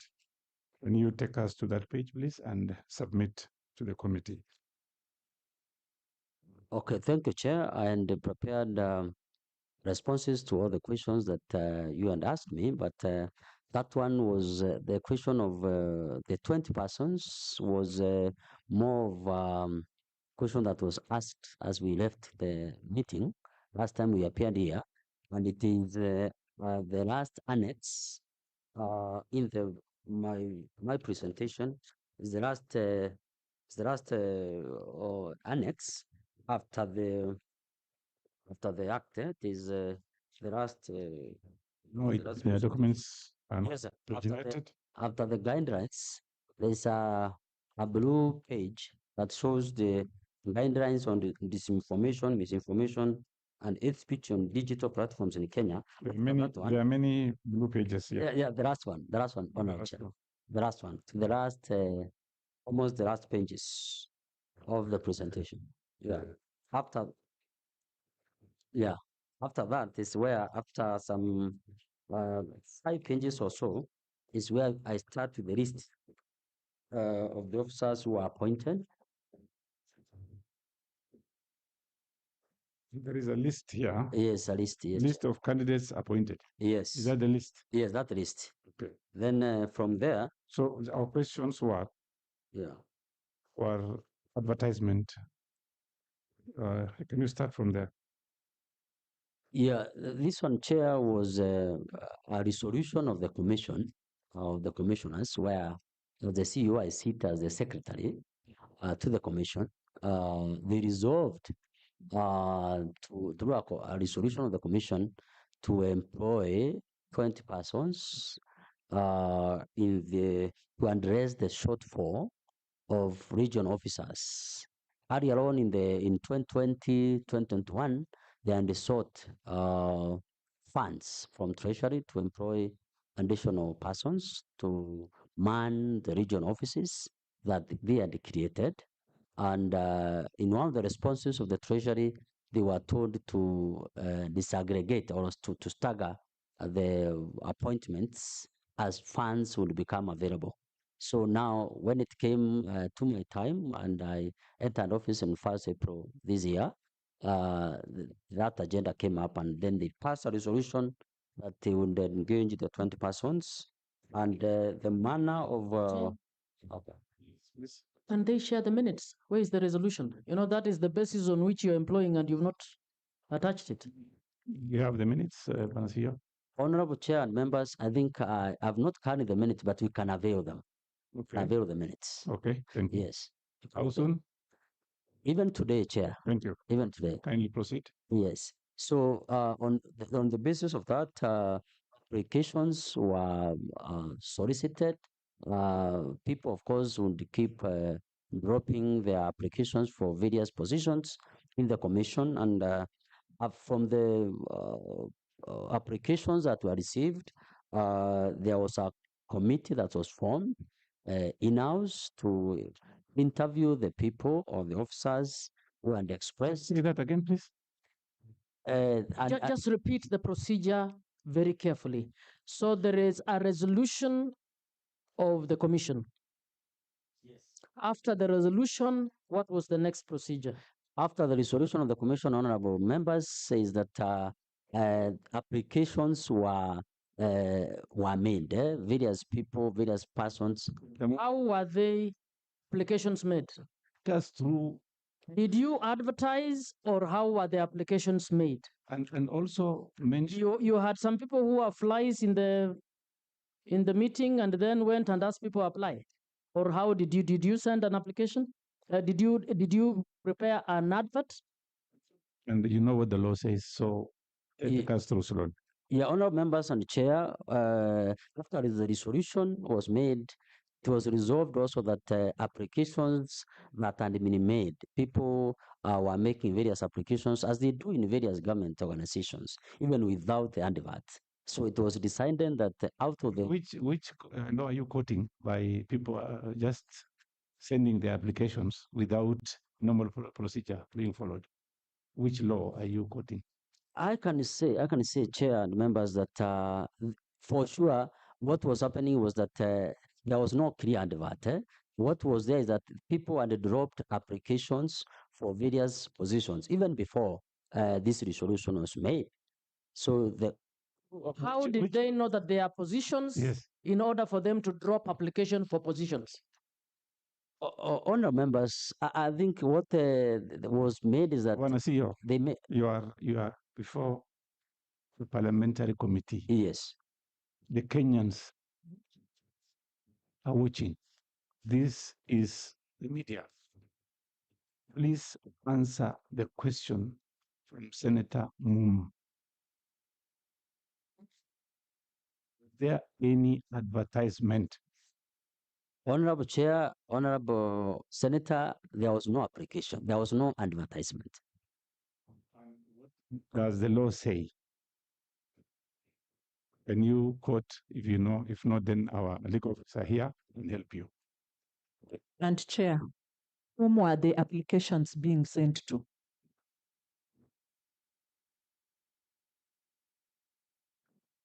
Thank you, Honorable Chair. I think what was happening is that there was that application, but since I have my HR person here, I carried that wrong. She could send the right, but I know for sure that in the normal practice. The issue is, was there any advertisement? If yes, say yes. If no, say no. Question is yes or no. The answer we need is yes. Honorable Senator, Honorable Chair, there was no advertisement. And what does the law say? And I was saying now that according to what I... Sorry, Bonasio, what does the law say? What the law says is that in such instances, you must... You're a HR person here? Yes, yes. Can you delegate that question to HR person? Yes, I was delegating, Honorable Chair. Okay. Yeah. Madam HR? Caro. Thank you, Chair. The law says that we should make the advertisement so that positions are made available to Kenyans. Advertisement in what form? How do you advertise? It is indicated in the law. How do you normally advertise? Through the media, social media platforms, and our website, and through the newspapers that have access to a large number of Kenyans. But the law, please, if you know. If you don't know of it, I can refer you to our legal officer is not here. Okay. And you are a HR person, right? Madam? Yes, I am. Can you quote what part of the law that says that you have to advertise? In what form? Chair, I don't know the specific wording of the law. My pardon on that. But I know that you should make it available on 2 newspapers with wide circulation. Chair, maybe what we do is ask her then how she made it available. Yes. So it is supposed to be in 2. What type of newspaper? 2 newspapers with a wide circulation. Good. Did you do that? No, that was... Bonasio, can you answer that question? No, we didn't do that. Of course, that the CEO was following the resolutions of the commission, and I gave the HR now, who also, of course, was following what the CEO had given from the resolutions of the commission. CEO, who is the accounting officer for NCIC? Honorable Senator, the CEO is the accounting officer. Are you aware you are subject to all the laws in the country? Yes, Honorable Senator. Are you aware that the commission is also subject to those laws? Yes, Honorable Senator. Now, did you advise the commission before they made a resolution? Because you are the secretary to the commission, isn't it? Yes. Did you give them advice on the required procedure around that employment? Yes, I did give. Is that advice in your minutes? It is, yeah. And when they made a resolution that is clearly against the law, did you indicate to them that that resolution may not be implementable in accordance with the law? Yes, Honorable Senator, and my team can attest to that. What we did once we made that advisory, they insisted that NCIC is an independent commission which can do its own programs and activities. And from that, we had along back and forth until we wrote to the Public Service Commission on the issues of even the structure and the hiring and the related things. Are you aware you are also the technical advisor, the chief technical advisor to that commission? Yes, Honorable. And you proceeded to implement something that you know is not provided for in law. What happened, Honorable Senator, is that they even attempted to review the performance of the CEO in the months he had stayed, because they said maybe the CEO is not implementing their... Are you trying to exonerate yourself to say that you are clean? Of course, Honorable Senator, I cannot be clean because I'm part of the process. But what I'm saying is that being a new CEO then, there were a lot of, stamping of the foot of the honorable commissioners that the Yeah. CEO must do that. Chair, I'm suggesting we go to the HR. Chair, Yes, Madam Consolata. maybe the CEO can provide to us a written document or recordings of whoever is terming. They insisted that the commission is autonomous. Please note it down. Yes. And then two, I want to know if Let him note. Can someone help him, please? I would like to know if the commission has a legal officer or a legal person. Yes, you have a legal person here today. Yes, in fact, I'm sitting next to him. You're sitting next to him. Yes. So, any question for the legal person? Allow the legal person to shed more light on that. When a legal person, you know the law very well. You can even quote that law that says that you must advertise in 2 newspapers. Tell us that story and tell us if this employment is illegal or legal. Thank you, Chair. The Legal Services Department provides advice when advice is sought. And in matters, this recruitment that is in question, we were not consulted. However, in the process, I think this happened hardly a few months ago and would have picked it up during our routine legal audit of happenings that might have gone through without the board consulting through the office of the CEO. But be it as it may be, the way institutions are managed, the technical officers have the responsibility to offer expertise or legal experts advice depending on their training. In terms of this recruitment, once the resolution was passed, it was handed over to the HR through the Director Corporate Services so that they are able to guide the CEO through the recruitment process, including highlighting the legal requirements in terms of if it is an advertisement, it should have gone to 3 newspapers of daily with a nationwide circulation. So that expert advice should have come from the HR office. Chair, let me interrupt. Huh? Yes. You are telling us what should have happened. You are in that institution. You are the head of legal? Yes, I head the legal department. Who prepared the contracts for the employees? For this 20, I was not engaged in preparation. So the legal department was not involved in preparing the agreements at all? No, not at all. And the legal department, you don't sit in the commissions? No, we don't sit in the commission. And the legal advice was never sought on to guide the commission on the issue? It was never sought. So you should just tell us that. And then once you realized that what has happened, has the legal department issued any opinion to the commission on that process? Not yet. In fact, as I said. No, not. It's we are saying not yet because we have called you here. Yes. Not. When did you know that there were new people had been employed without procedure? We were yet to do our quarterly legal audit. Just answer my question. When did you know that people had been employed outside of the procedure? Actually, it had not even come to my attention that we have new staff. So you don't know as we are speaking. You learned in this room. Yes. Okay. Chair, and they work in the same agency. There's a problem. Yes. So, yes, I understand there is. Senator Siengo? My question, please. Yes, please. The Chair, since it is unfortunate that Senator Montet. Senator Montet, sorry. Proceed. yes, Chair. Then I'm wondering that if he was not aware, and yet the question was put to them, then what is he submitting to the committee? On record. Senator Beth, please proceed.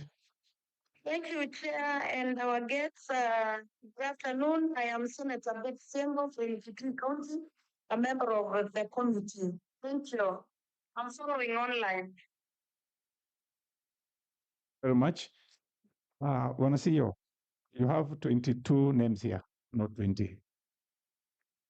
Yes, yes, from the list, yes. So the commissioners wanted to employ 20, and then you added another 2 from somewhere. Can you explain the committee what that happened? Yeah, Honorable Chairman, let me first of all retract or properly put my area statement. The names of the people who finally found themselves in this list had been drawn from a pool of applicants who had made applications for the area interviews. Now, is 22 and 20. Yeah. So the commissioners approved 20, but the names we have here is 22. What happened? The Honorable Chair, the same commissioners, the same commission moved the list or changed the list from the 2022. And I was trying to say, Chair, if you could give me 1 minute. Yes, please. Proceed. These names were from a pool of applicants who had made applications in the area and adverts that were made by the commission even before the CEO came. There had been some applications, some adverts that were made earlier because in the year 2020, the year 2021. CEO, this is a very serious matter. Don't take it lightly. You are saying there are names already there. The question is this. You told the committee that the approval you got were of 20 persons. Now we have 22 here. So where is the 2? How did you get the 2? Is it they sat again and added 2 people, or they added rapidly? Honorable Chair, they sat again, and then the names were, of course, under. Do you have the evidence also after they've sat for the 2 more? Yes. You can provide that. You can provide that. So my question... Chair, just for the record, you are going to provide minutes of the 2 different meetings, the one that decided on the 20 and the one that decided on you add 2. Yes, Honorable Senator. Can you tell this committee your responsibility on how you manage the issue of employment, parastatals, and also universities? What is your responsibility there? What are you auditing? What are you doing? What is the responsibility, Kenyans, on the audit issue? What are you checking? Honorable Chair, as NCIC, the law allows us to do a ethnic and diversity audit of all government ministries, departments, agencies, including parastatals and universities. Look at how they advertise also, right? Yes. And in this case, you do the audit for others, but you cannot manage your own. Honorable Chair, I think we've been managing our own very well. Even in the audit that we released last Thursday of universities and parastatals, we had an annex of the ethnic composition of officers at NCIC. So we also comply with the law. But my Chair, legal advisor... can the CEO take us seriously? We are discussing a flawed procedure in NCIC, and you are diverting this issue. I think we can put you on oath now, when I see you. Yeah, I think he's imagining this is a joke, huh? My question is very clear. You do audits, right? Yes. And you released, I think, on Thursday last week. Yeah. So what happened? Did you mention the irregularity we have here in your audit, in your institution?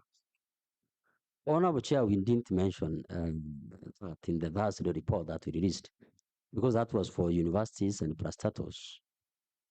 You confirmed before this committee. So if it was for universities and parastatals, how did you release the NCIC one? You've just told us you released the NCIC one and you scored well on ethnic. The NCIC one, Honorable Senator, was an annex. That's to show how we are also trying to comply with the law on the ethnic composition of in employment opportunities. Any senator on any senator online? Senators online? Any question for the CEO? Okay, Madam. Chair, I think we are belaboring a lot on this question.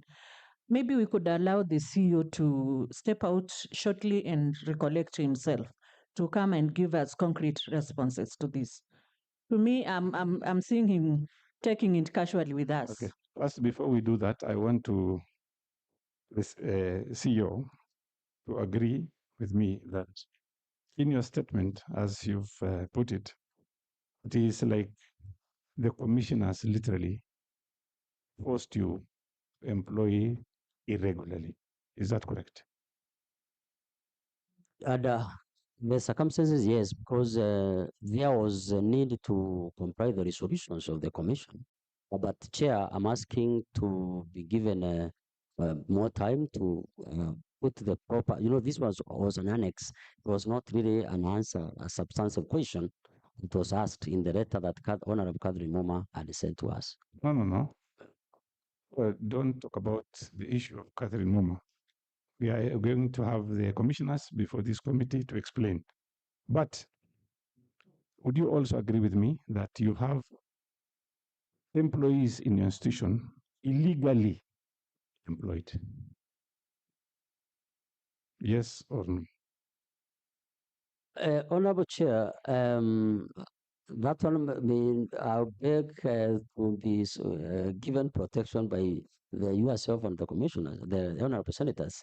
But since I was a new CEO and there were many issues that we were trying to ensure they are in the line with law, but I've been given time, kindly, I beseech, to be able to put these things into the proper perspective. I'm taking You the are honorable members avoiding my question, Bwana CEO. Chair, can I suggest something? Yes, please. Can the 2 sets of minutes be submitted before end of today to avoid any doctoring of the minutes?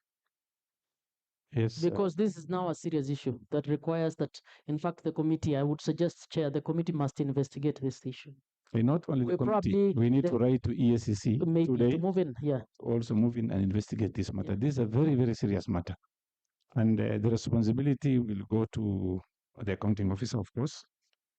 The commissioners are not taking responsibility, I think, but they're going to come before this committee. And this is a serious matter. You are the institutions who are mandated audit, not yourselves plus other institutions. And you are here today and telling this committee that you've employed 22 persons who are now working there illegally. And as a committee, we need to make a resolution. My question was very simple. Do you agree with me that you've employed, the commission or yourself, the institution employed 22 persons? And if I can, Madam Moma, if you look at the names, I don't know if you have them there, it represents the commission.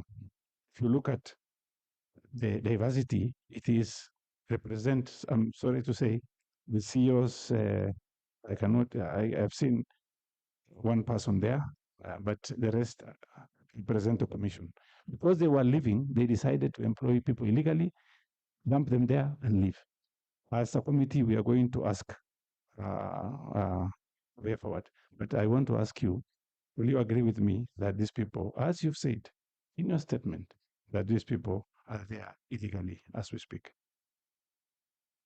Honorable Chair, the illegality might have come as a result of doing the resolution. The question is, we have, you stated very clearly that you've been pushed by the commissioners, and you've said very clearly that you've not advertised in a normal process, which is very legal. We don't want to blame your HR because you're the CEO. That's why we're asking these questions. And my question is, based on what you've told the committee, do you agree with me that those 22 employees working there, they were employed illegally? No. No, Chair. I wanted you to humbly allow me to explain a bit, because this was a resolution of a commission that was taking as a very dependent. CEO. Yeah. You need to be honest with the committee and even Kenyans. My question is, you are the CEO. Yes. Chair. Yes. So my question is very simple. I am asking question based on the statement you've given the committee, and it is unanswered. You've not advertised. Montet is online 1 minute. Senator Montet? Yes, Chair. Yes. Chair, Yes, madam. can you hear me? Yes, I can hear you. Yes, Chair. I have a suggestion that we need to put the witness on oath because the way things are going, it doesn't seem like he's ready to tell us the truth. So it's important that he's put on oath. That is fine. We can make the decision later on. I know the legal officer is here, and you will advise him accordingly when you are on oath. There are, yes. Chair, Yes. will it be in order if I request that we declare that list null and void?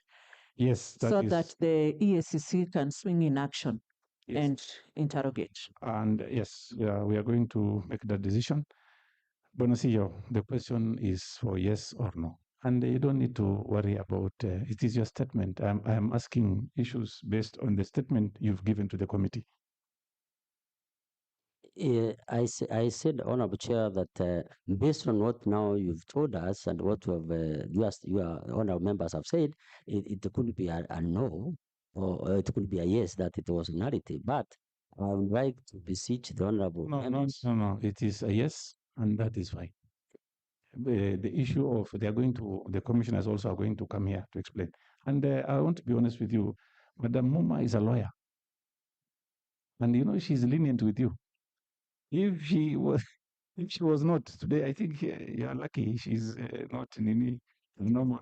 Chair, I wanted to ask, let's go back to HR. So these are people did you interview these people? HR, were they interviewed? Yes, I went ahead and they formed a committee for interview. How many people had applied? That is a long list. From your, did you say 2020 or 2021? The number. The CEO actually made reference to those who applied in 2021 or 2020. You are unanswered. Honorable Member, Senator, and they said in the year 2020 and the year 2021, the Commission and requested Treasury to allow them to recruit additional staff. So no, but you talked about people who had applied.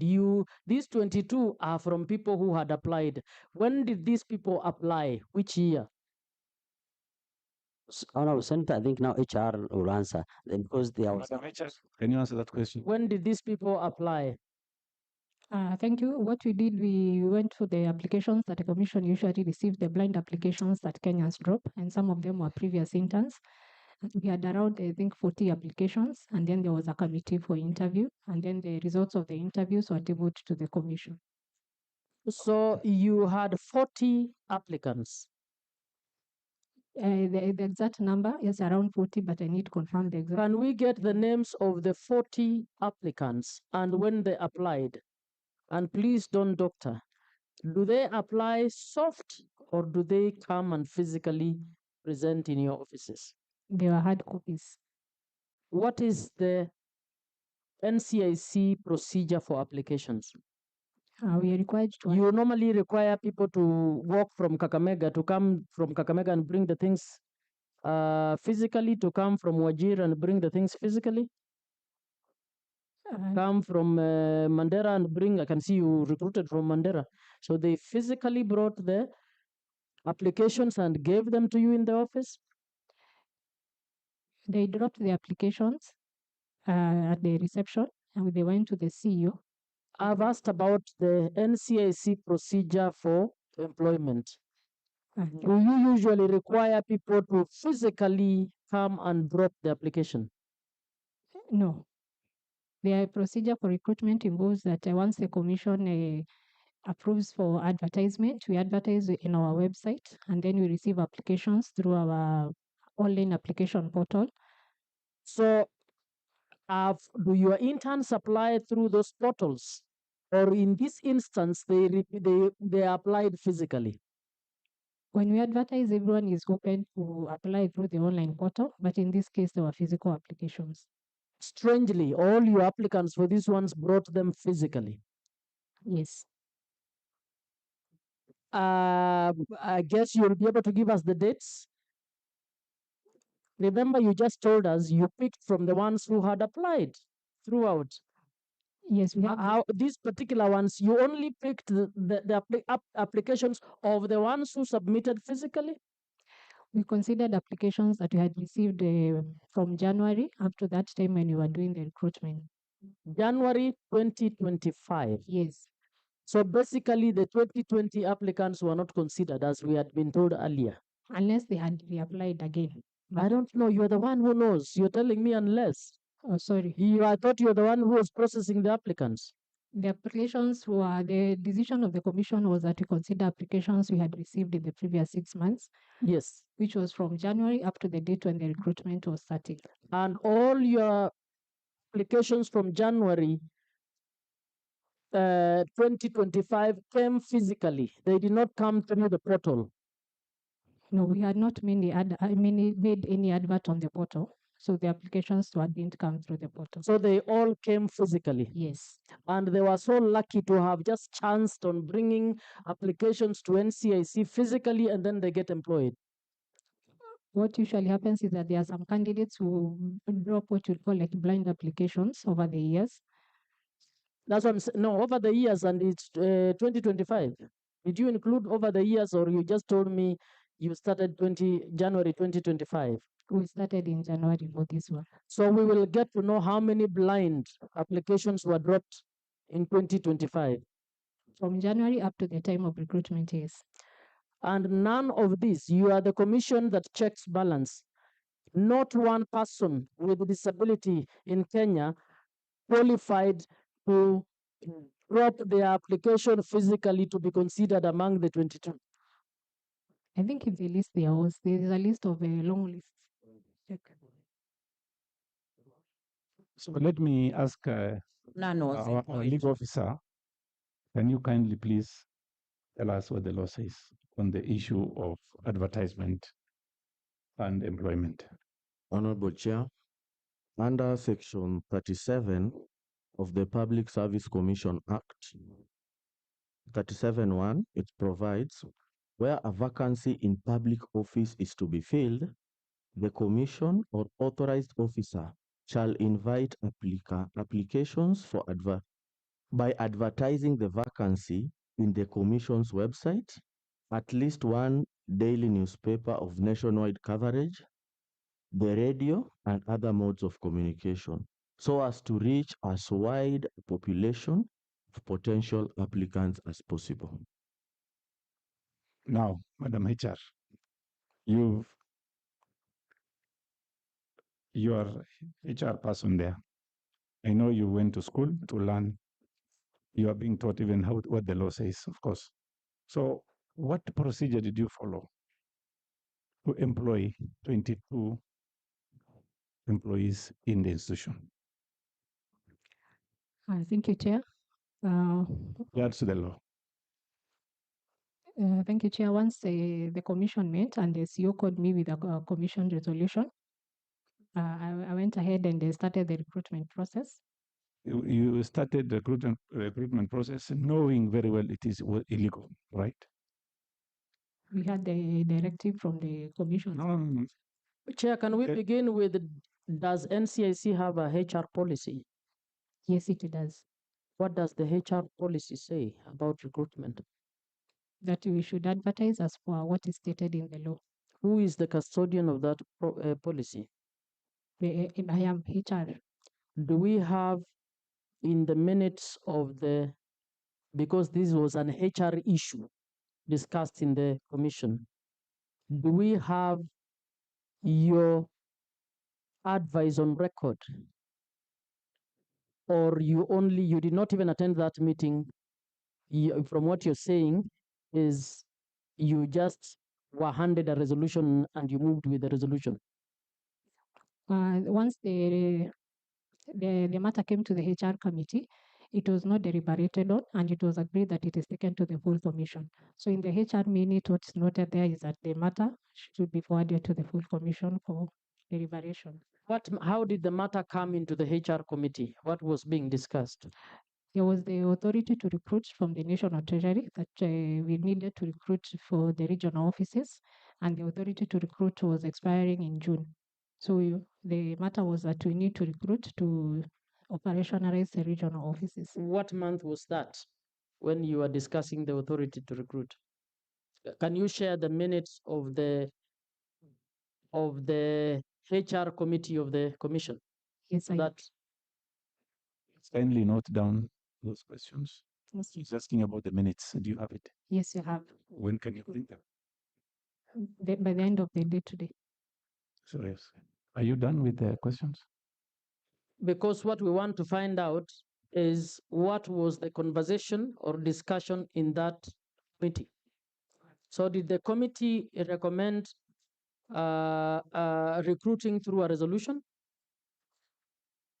For the HR committee, the matter, because there was the issue of advertising and it was not concluded. So it was, I assumed it was deliberated that it's forwarded to the. What did the minute from the HR committee, because the way commissions or boards work, committees meet, make decisions, forward committee decisions to the main commission. The commission either ratifies or does not ratify. So what recommendation did your committee, and you're the secretary, I believe, to the HR committee? Who's the secretary to the HR committee? It's still the CEO, isn't it? Yeah. But you are the expert for purposes of that committee. Do you attend those meetings? Yes.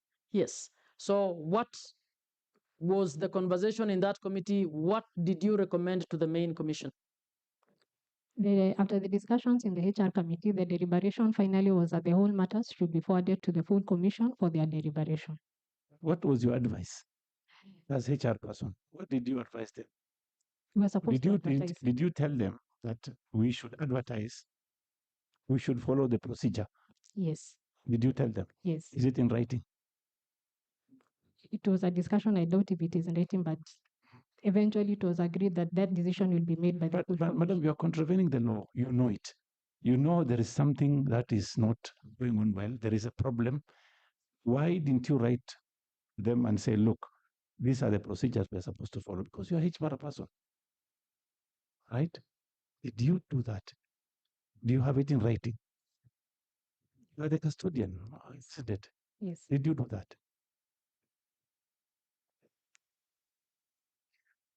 Are you also aware that the Constitution provides that officers who actually cost the taxpayer through their negligence should actually be surcharged personally? Are you aware of that? Yes, I'm aware. But you did not put anything on record. You're saying the committee abandoned and said, let it be discussed at the commission. Is that what I would want to see that minute, to see how it looked? The aftermath of that discussion, after the deliberation that we need to advertise on this, it could not be agreed at the HR committee.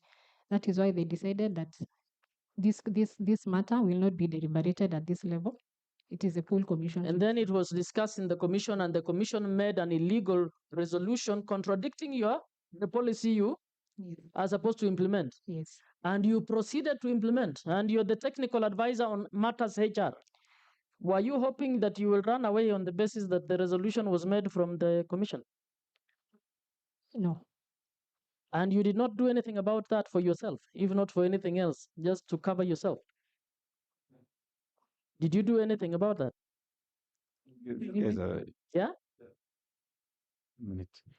Are you okay, Senator? Chair, there is something that I did not understand. I just wanted to know from the HR whether this recruitment was internal or external. Can you answer that question, please? Yes, thank you. We received applications from both the internal staff, who are mostly interns, and external people who usually drop applications. So that is the list that we considered. How was it internal if you did not circulate it in the national circulation or newspaper or something? That question has already been asked. And yes, it was not advertised. I'm saying, when Kamau, you've just walked in, we've passed that stage now. It is very serious. We'll brief you. So, Madam HR, Senator Muma here is a lawyer, and she says you'll be surcharged. Are you ready to pay that money back to people of Kenya? Because you've employed people illegally. Again, if somebody has qualifications, and he's in Marsabit, he's in Turkana, Lodwar, he's in Lamu, and a young man who is qualified, and he wanted to at least seek for a job, and he didn't get that opportunity. If I say you are the one who has misled the committee, the commission, to employ your own friends, will I be wrong? You denied opportunity to other Kenyans who had, in fact, who are looking for jobs. Will I be wrong? Chair, I remember my advisory was a verbal. What I didn't have is a written advisory. I advised my If it is not written, so verbal will help you in any way, isn't it? You have the money to pay, right? No, please. But having advised and then they went against your advice, you did not see the need to protest in writing. You did not see the need to advise the chair of the commission that during the HR committee meeting, I advised as follows. The resolution made by the commission is a resolution that violates the law. I am requesting that you rethink that resolution. Did you do anything like that? What I can avail is the very first time maybe we started recruiting, when I had said that we advertise. I can avail that. So if given an opportunity, yes, because you know and agree this is an illegal employment, are you ready to now start the process afresh, advertise in a normal process, and start employing? Yes, I'm willing to correct that. How soon are you going to do that? Immediately, I'm guided by the CEO. You are not guided by the CEO, you are guided by the law. Okay, immediately the recruitment is approved to proceed with the recruitment. Do you realize you first have to cancel contracts with the consequences? Yes. I think Chair, maybe we leave it at that until they bring the documents. I think it's just getting worse. Huh? I wanted to ask the CEO. You've talked about getting approval from the Treasury. Do you have approval for the 22 employees? And do you have the money to pay them? Because I've been your commission. Remember when we went to Luengalani, we wanted your commission to accompany us, but you didn't have funds. And I know people from Marsabit who engaged in business. There is a payment you've not paid up to today. A lady asked me to ask you for a payment about 600,000 shillings. If you cannot afford to pay 600,000 shillings, if you cannot afford to accompany a committee like ours, Luengalani in Kenya, where did you get the money to employ 22? Again, the office you've been before, you left that office, you came to the new office. You invested a lot of money in that office. And by the way, I want us, not now, but I'll ask the committee, right, to tell us how much money you spent, what were you paying as rent in the previous office? That is KMU, if I'm not wrong. KMA, yes, KMA. What were you paying? And renovation for the new place, how much did you pay? And what rent are you paying in the new premises? Muma, you'll be surprised. Chair, actually, just for the record, they told us that Treasury had given them a deadline within which to employ. Yes. Does that mean you had the budget line for employing the 22? That's a question I was asking. You are going to provide us with the Treasury clearance, because it seems like you were in conversation with the Treasury and you were given permissions to employ. Public Service When Commission. were you given the permissions to employ by Treasury? So you see, Bwana CEO, can you answer that question?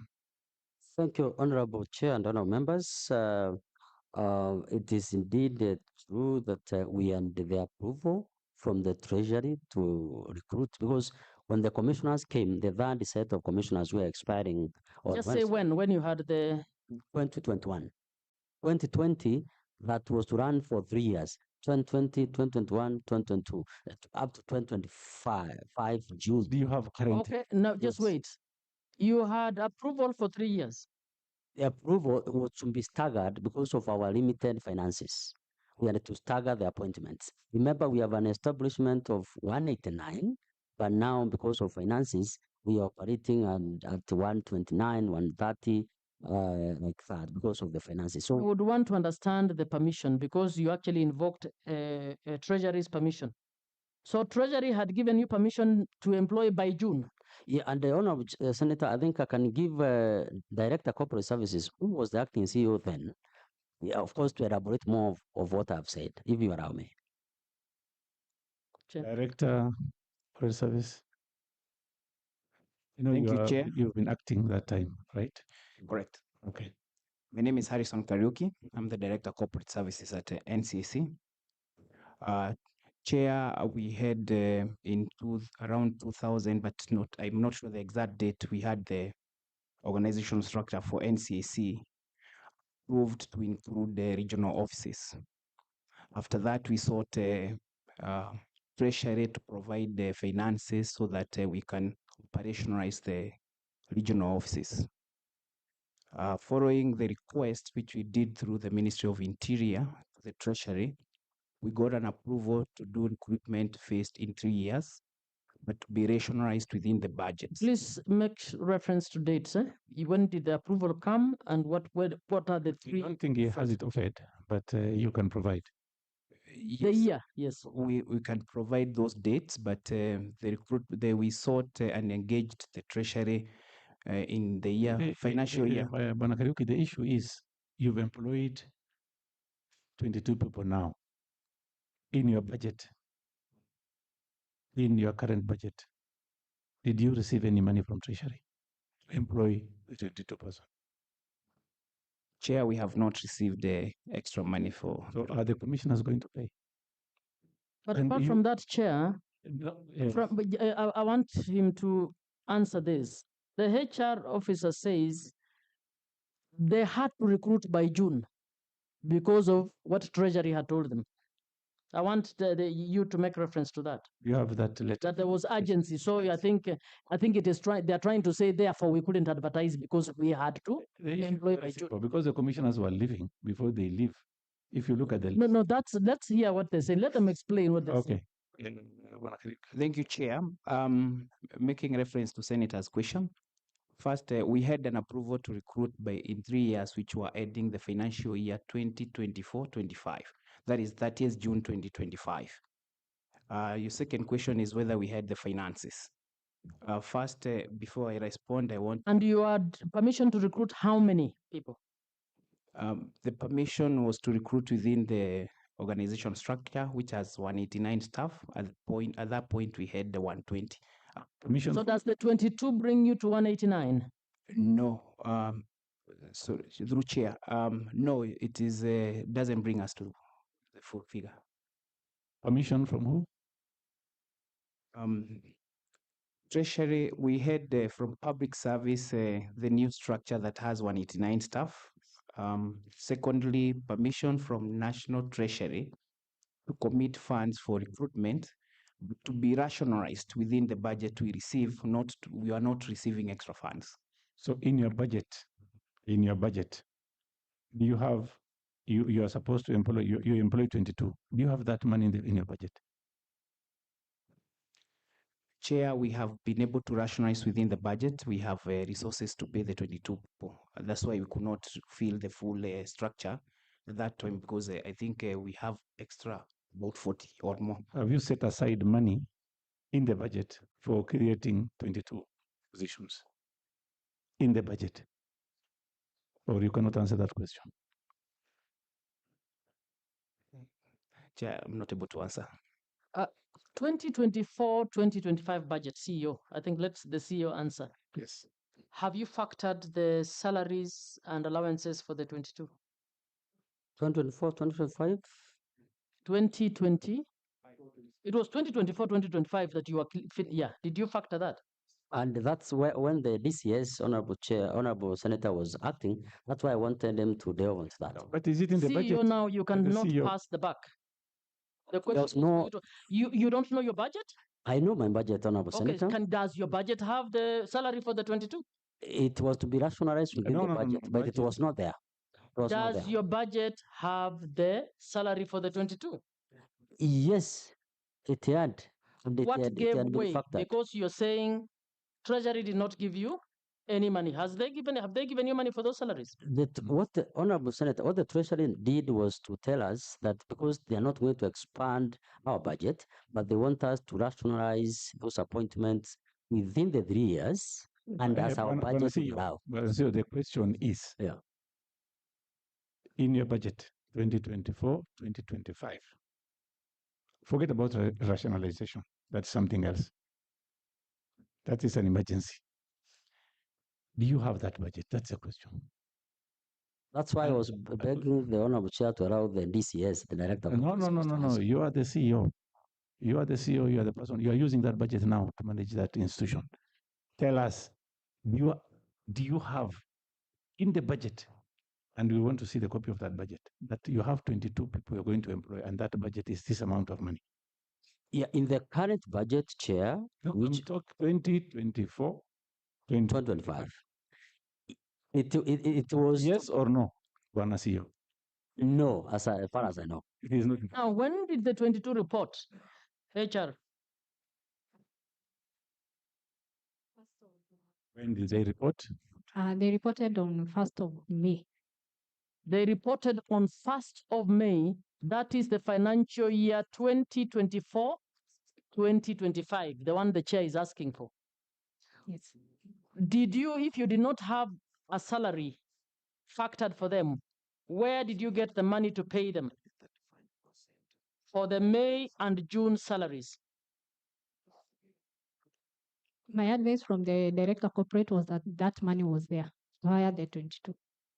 Through chair, may I clarify? No, excuse me, I think at the moment, what we need to do is this. They don't have it in the budget, of course. And their core mandate is the issue of cohesion. If you ask today, NCIC, do they have money to do their cohesion work? And then extra money for salaries. I know they don't have. But now, but Chair, the question I'm asking is very important. They need to answer. Yes. Which one is so this? These people that reported 1st May, so they reported within the financial year 2024-2025. They have just clearly told us they did not have budget for the salaries of the 22 in the 2024-2025 budget. So I want to understand where you got the salaries for the 22 for May and June. Okay, you can answer that question, Bwana CEO. Honorable Senator, Honorable Chair, I think they did not report on May or in May. They reported on 1st September 2025. So the HR is wrong to tell us that they reported in May. Honorable Senator, I think... Who is lying to the... Is this the same institution? She has not said so. I think she's... Madam, you didn't say so. Madam, can you answer that question? I asked a very specific question. When did these people report? You know you are The media is here. Maybe somebody should replay that clip. Honorable Senator, they reported on 1st... Bwana CEO. Okay. It is an offense to lie. And the next time you're going to come on Thursday, you're going to go on out, all of you. So, Madam, can you answer that question? Chair, please, my apologies. I confused the date. They reported on 1st of September. My sincere apologies. So make it clear that you actually said they reported on 1st of May. Yes, I said 1st of May and my apologies. 1st of September. So, similarly, do you have salary set aside? And the madam is asking, where did you get the money from? Is it from the cohesion docket? Where did you get it from? In other words, what gave way? Bwana CEO. What gave way? What program gave way? Definitely. For us to employ the 22? Honorable Senators, Honorable Member, Chair, is that because of the resolution of the Commission, of course, we have to do adjustments of the budget and also provide for it in the budget. Just go to the question. So, which adjustments do you make? You no longer are doing this, which you are doing. The monies that you had factored for ABCD has now gone to the salaries. Honorable Chairman and Honorable Senator, what is happening in the budget, and we have been highlighting this, is that we are not funded for programs. We are only funded for salaries. Please answer the question, Chair. Can he answer the question? Please answer. I want you to just tell us. You can even we delegate. got the money I'll for help you. salaries from this You can particular. delegate that question to anyone you. Honorable Senator, I think I can delegate the question, but what I'm saying is that over the years, since I think 2024, I don't want you to say what you're saying over the years. I want you to answer my question. For you to pay the 22, since you do not get an extra budget line from Treasury, the following things had to go. Okay, before we do that, let me ask our legal officer to tell our friends here today what the law says about lying to the committee. Thank you, Chair. Chair, under Section 27, subsection 3, specifically paragraph G, it provides a person commits an offense where the person willfully furnishes Parliament or a committee with information which is false or misleading, or makes a statement before Parliament or committee that is false or misleading. Can you also, Madam, tell the CEO and these people what the law says about parliamentary committees?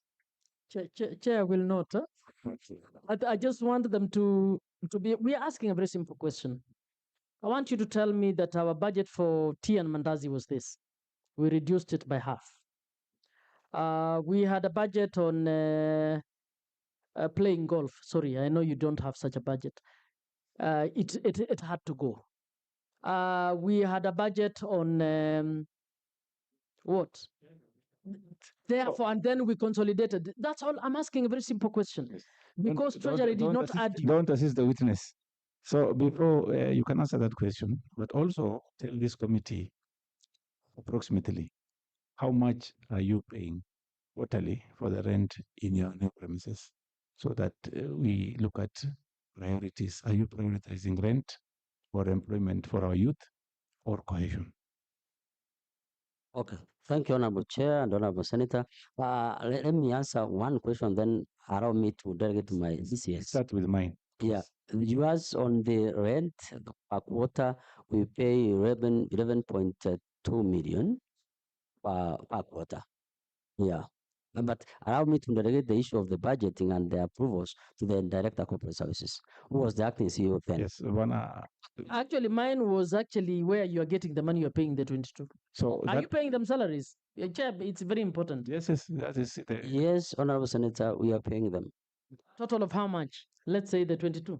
Let me allow the DCS, who is in charge of the budget, also to answer. Allow me. Karuki, I just wanted to advise you and also warn you.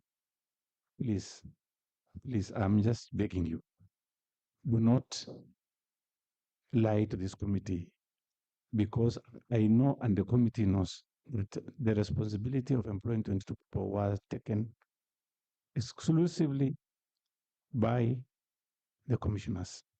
So please tell this committee and Kenyans the truth about what transpired. Please. Thank you, Chair. Thank you, Senators. First, I think through Chair and apologies, I think some people in our institution could have answered questions that they are not able to respond to. And the Chair, because when if you mine probably might contradict some of the submissions you received. In terms of the budget, we had a budget of 345 million for salaries for the last previous year. And our payroll for that year, I don't have the exact figure with me here. I've requested that it be sent. It was not, it was below that amount. So Chair, for salaries, 345 million. For 2024-2025, the last year that ended 30th June. Our payroll, I don't have the exact figure, but it doesn't exceed that figure. It is below that. So we had a provision for the salaries. And then, Chair, you've asked about the Senator, Honorable Senator, you've asked about the same budget.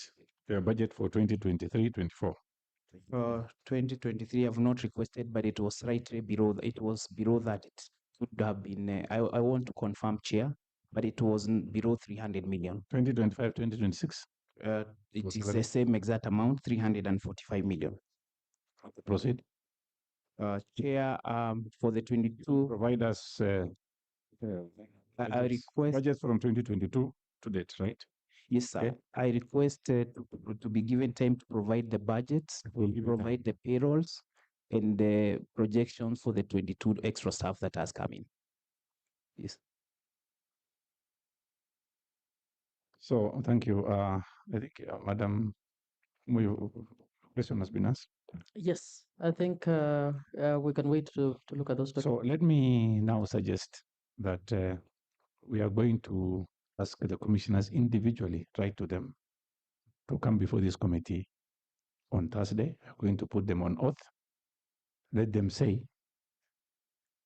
if they forced the management to employ the 22 individuals illegally, we'll hear from them. We'll ask the commission and yourselves to come before this committee on Thursday to answer questions on the 22 employees. But I will, as a committee, I will ask the HR person, follow the procedure. I don't want to refer this juncture. I don't want to refer this matter to EACC if we are going to correct them, because the monies, the law is very clear. You need to advertise. You need to have people from all over Kenya who at least have an opportunity to apply, to go through some interview or shortlisting and those things. The reason why these laws are there is because of what is happening now. Because you want to leave the commission, you bring your people. If we look at this, we know what is happening in Kenya. If you look at this list,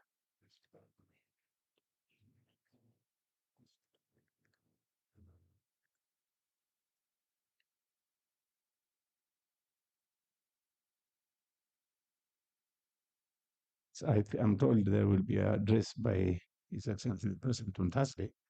So we are going to ask them to come tomorrow. Secretariat. This is a very serious issue. That is something now we can deal with. But meanwhile, Madam HR, you know, if you go before EACC, you'll be answering many questions. Because you are the person responsible. You should have written to them and said, look, this is wrong. This shouldn't have happened. But because you are going to correct that issue, please do so to legalize it.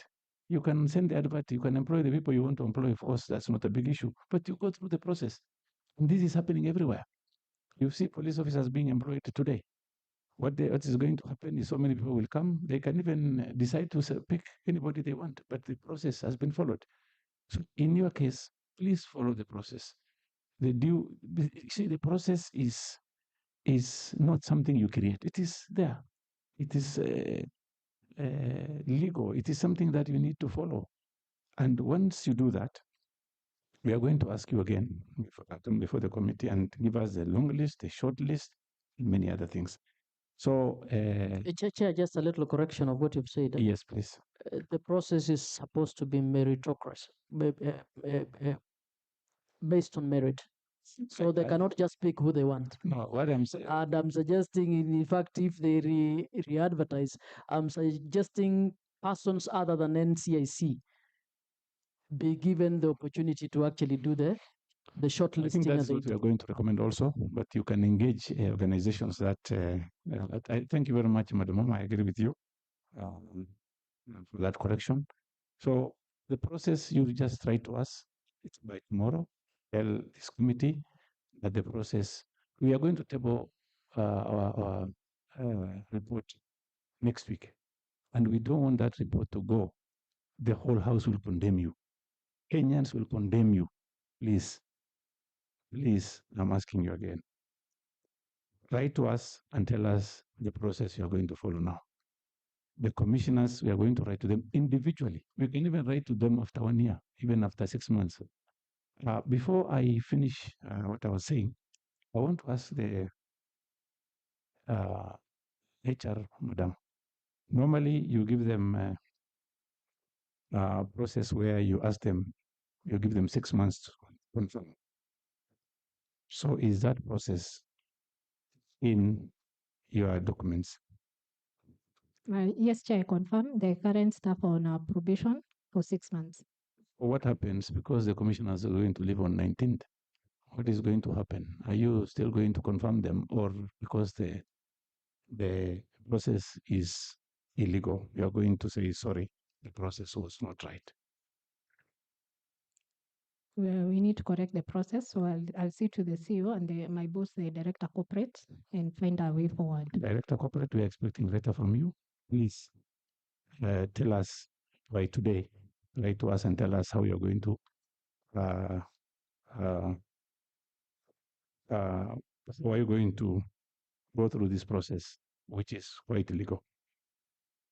Thank you, Chair. May I say through my CEO, but I'll advise the CEO.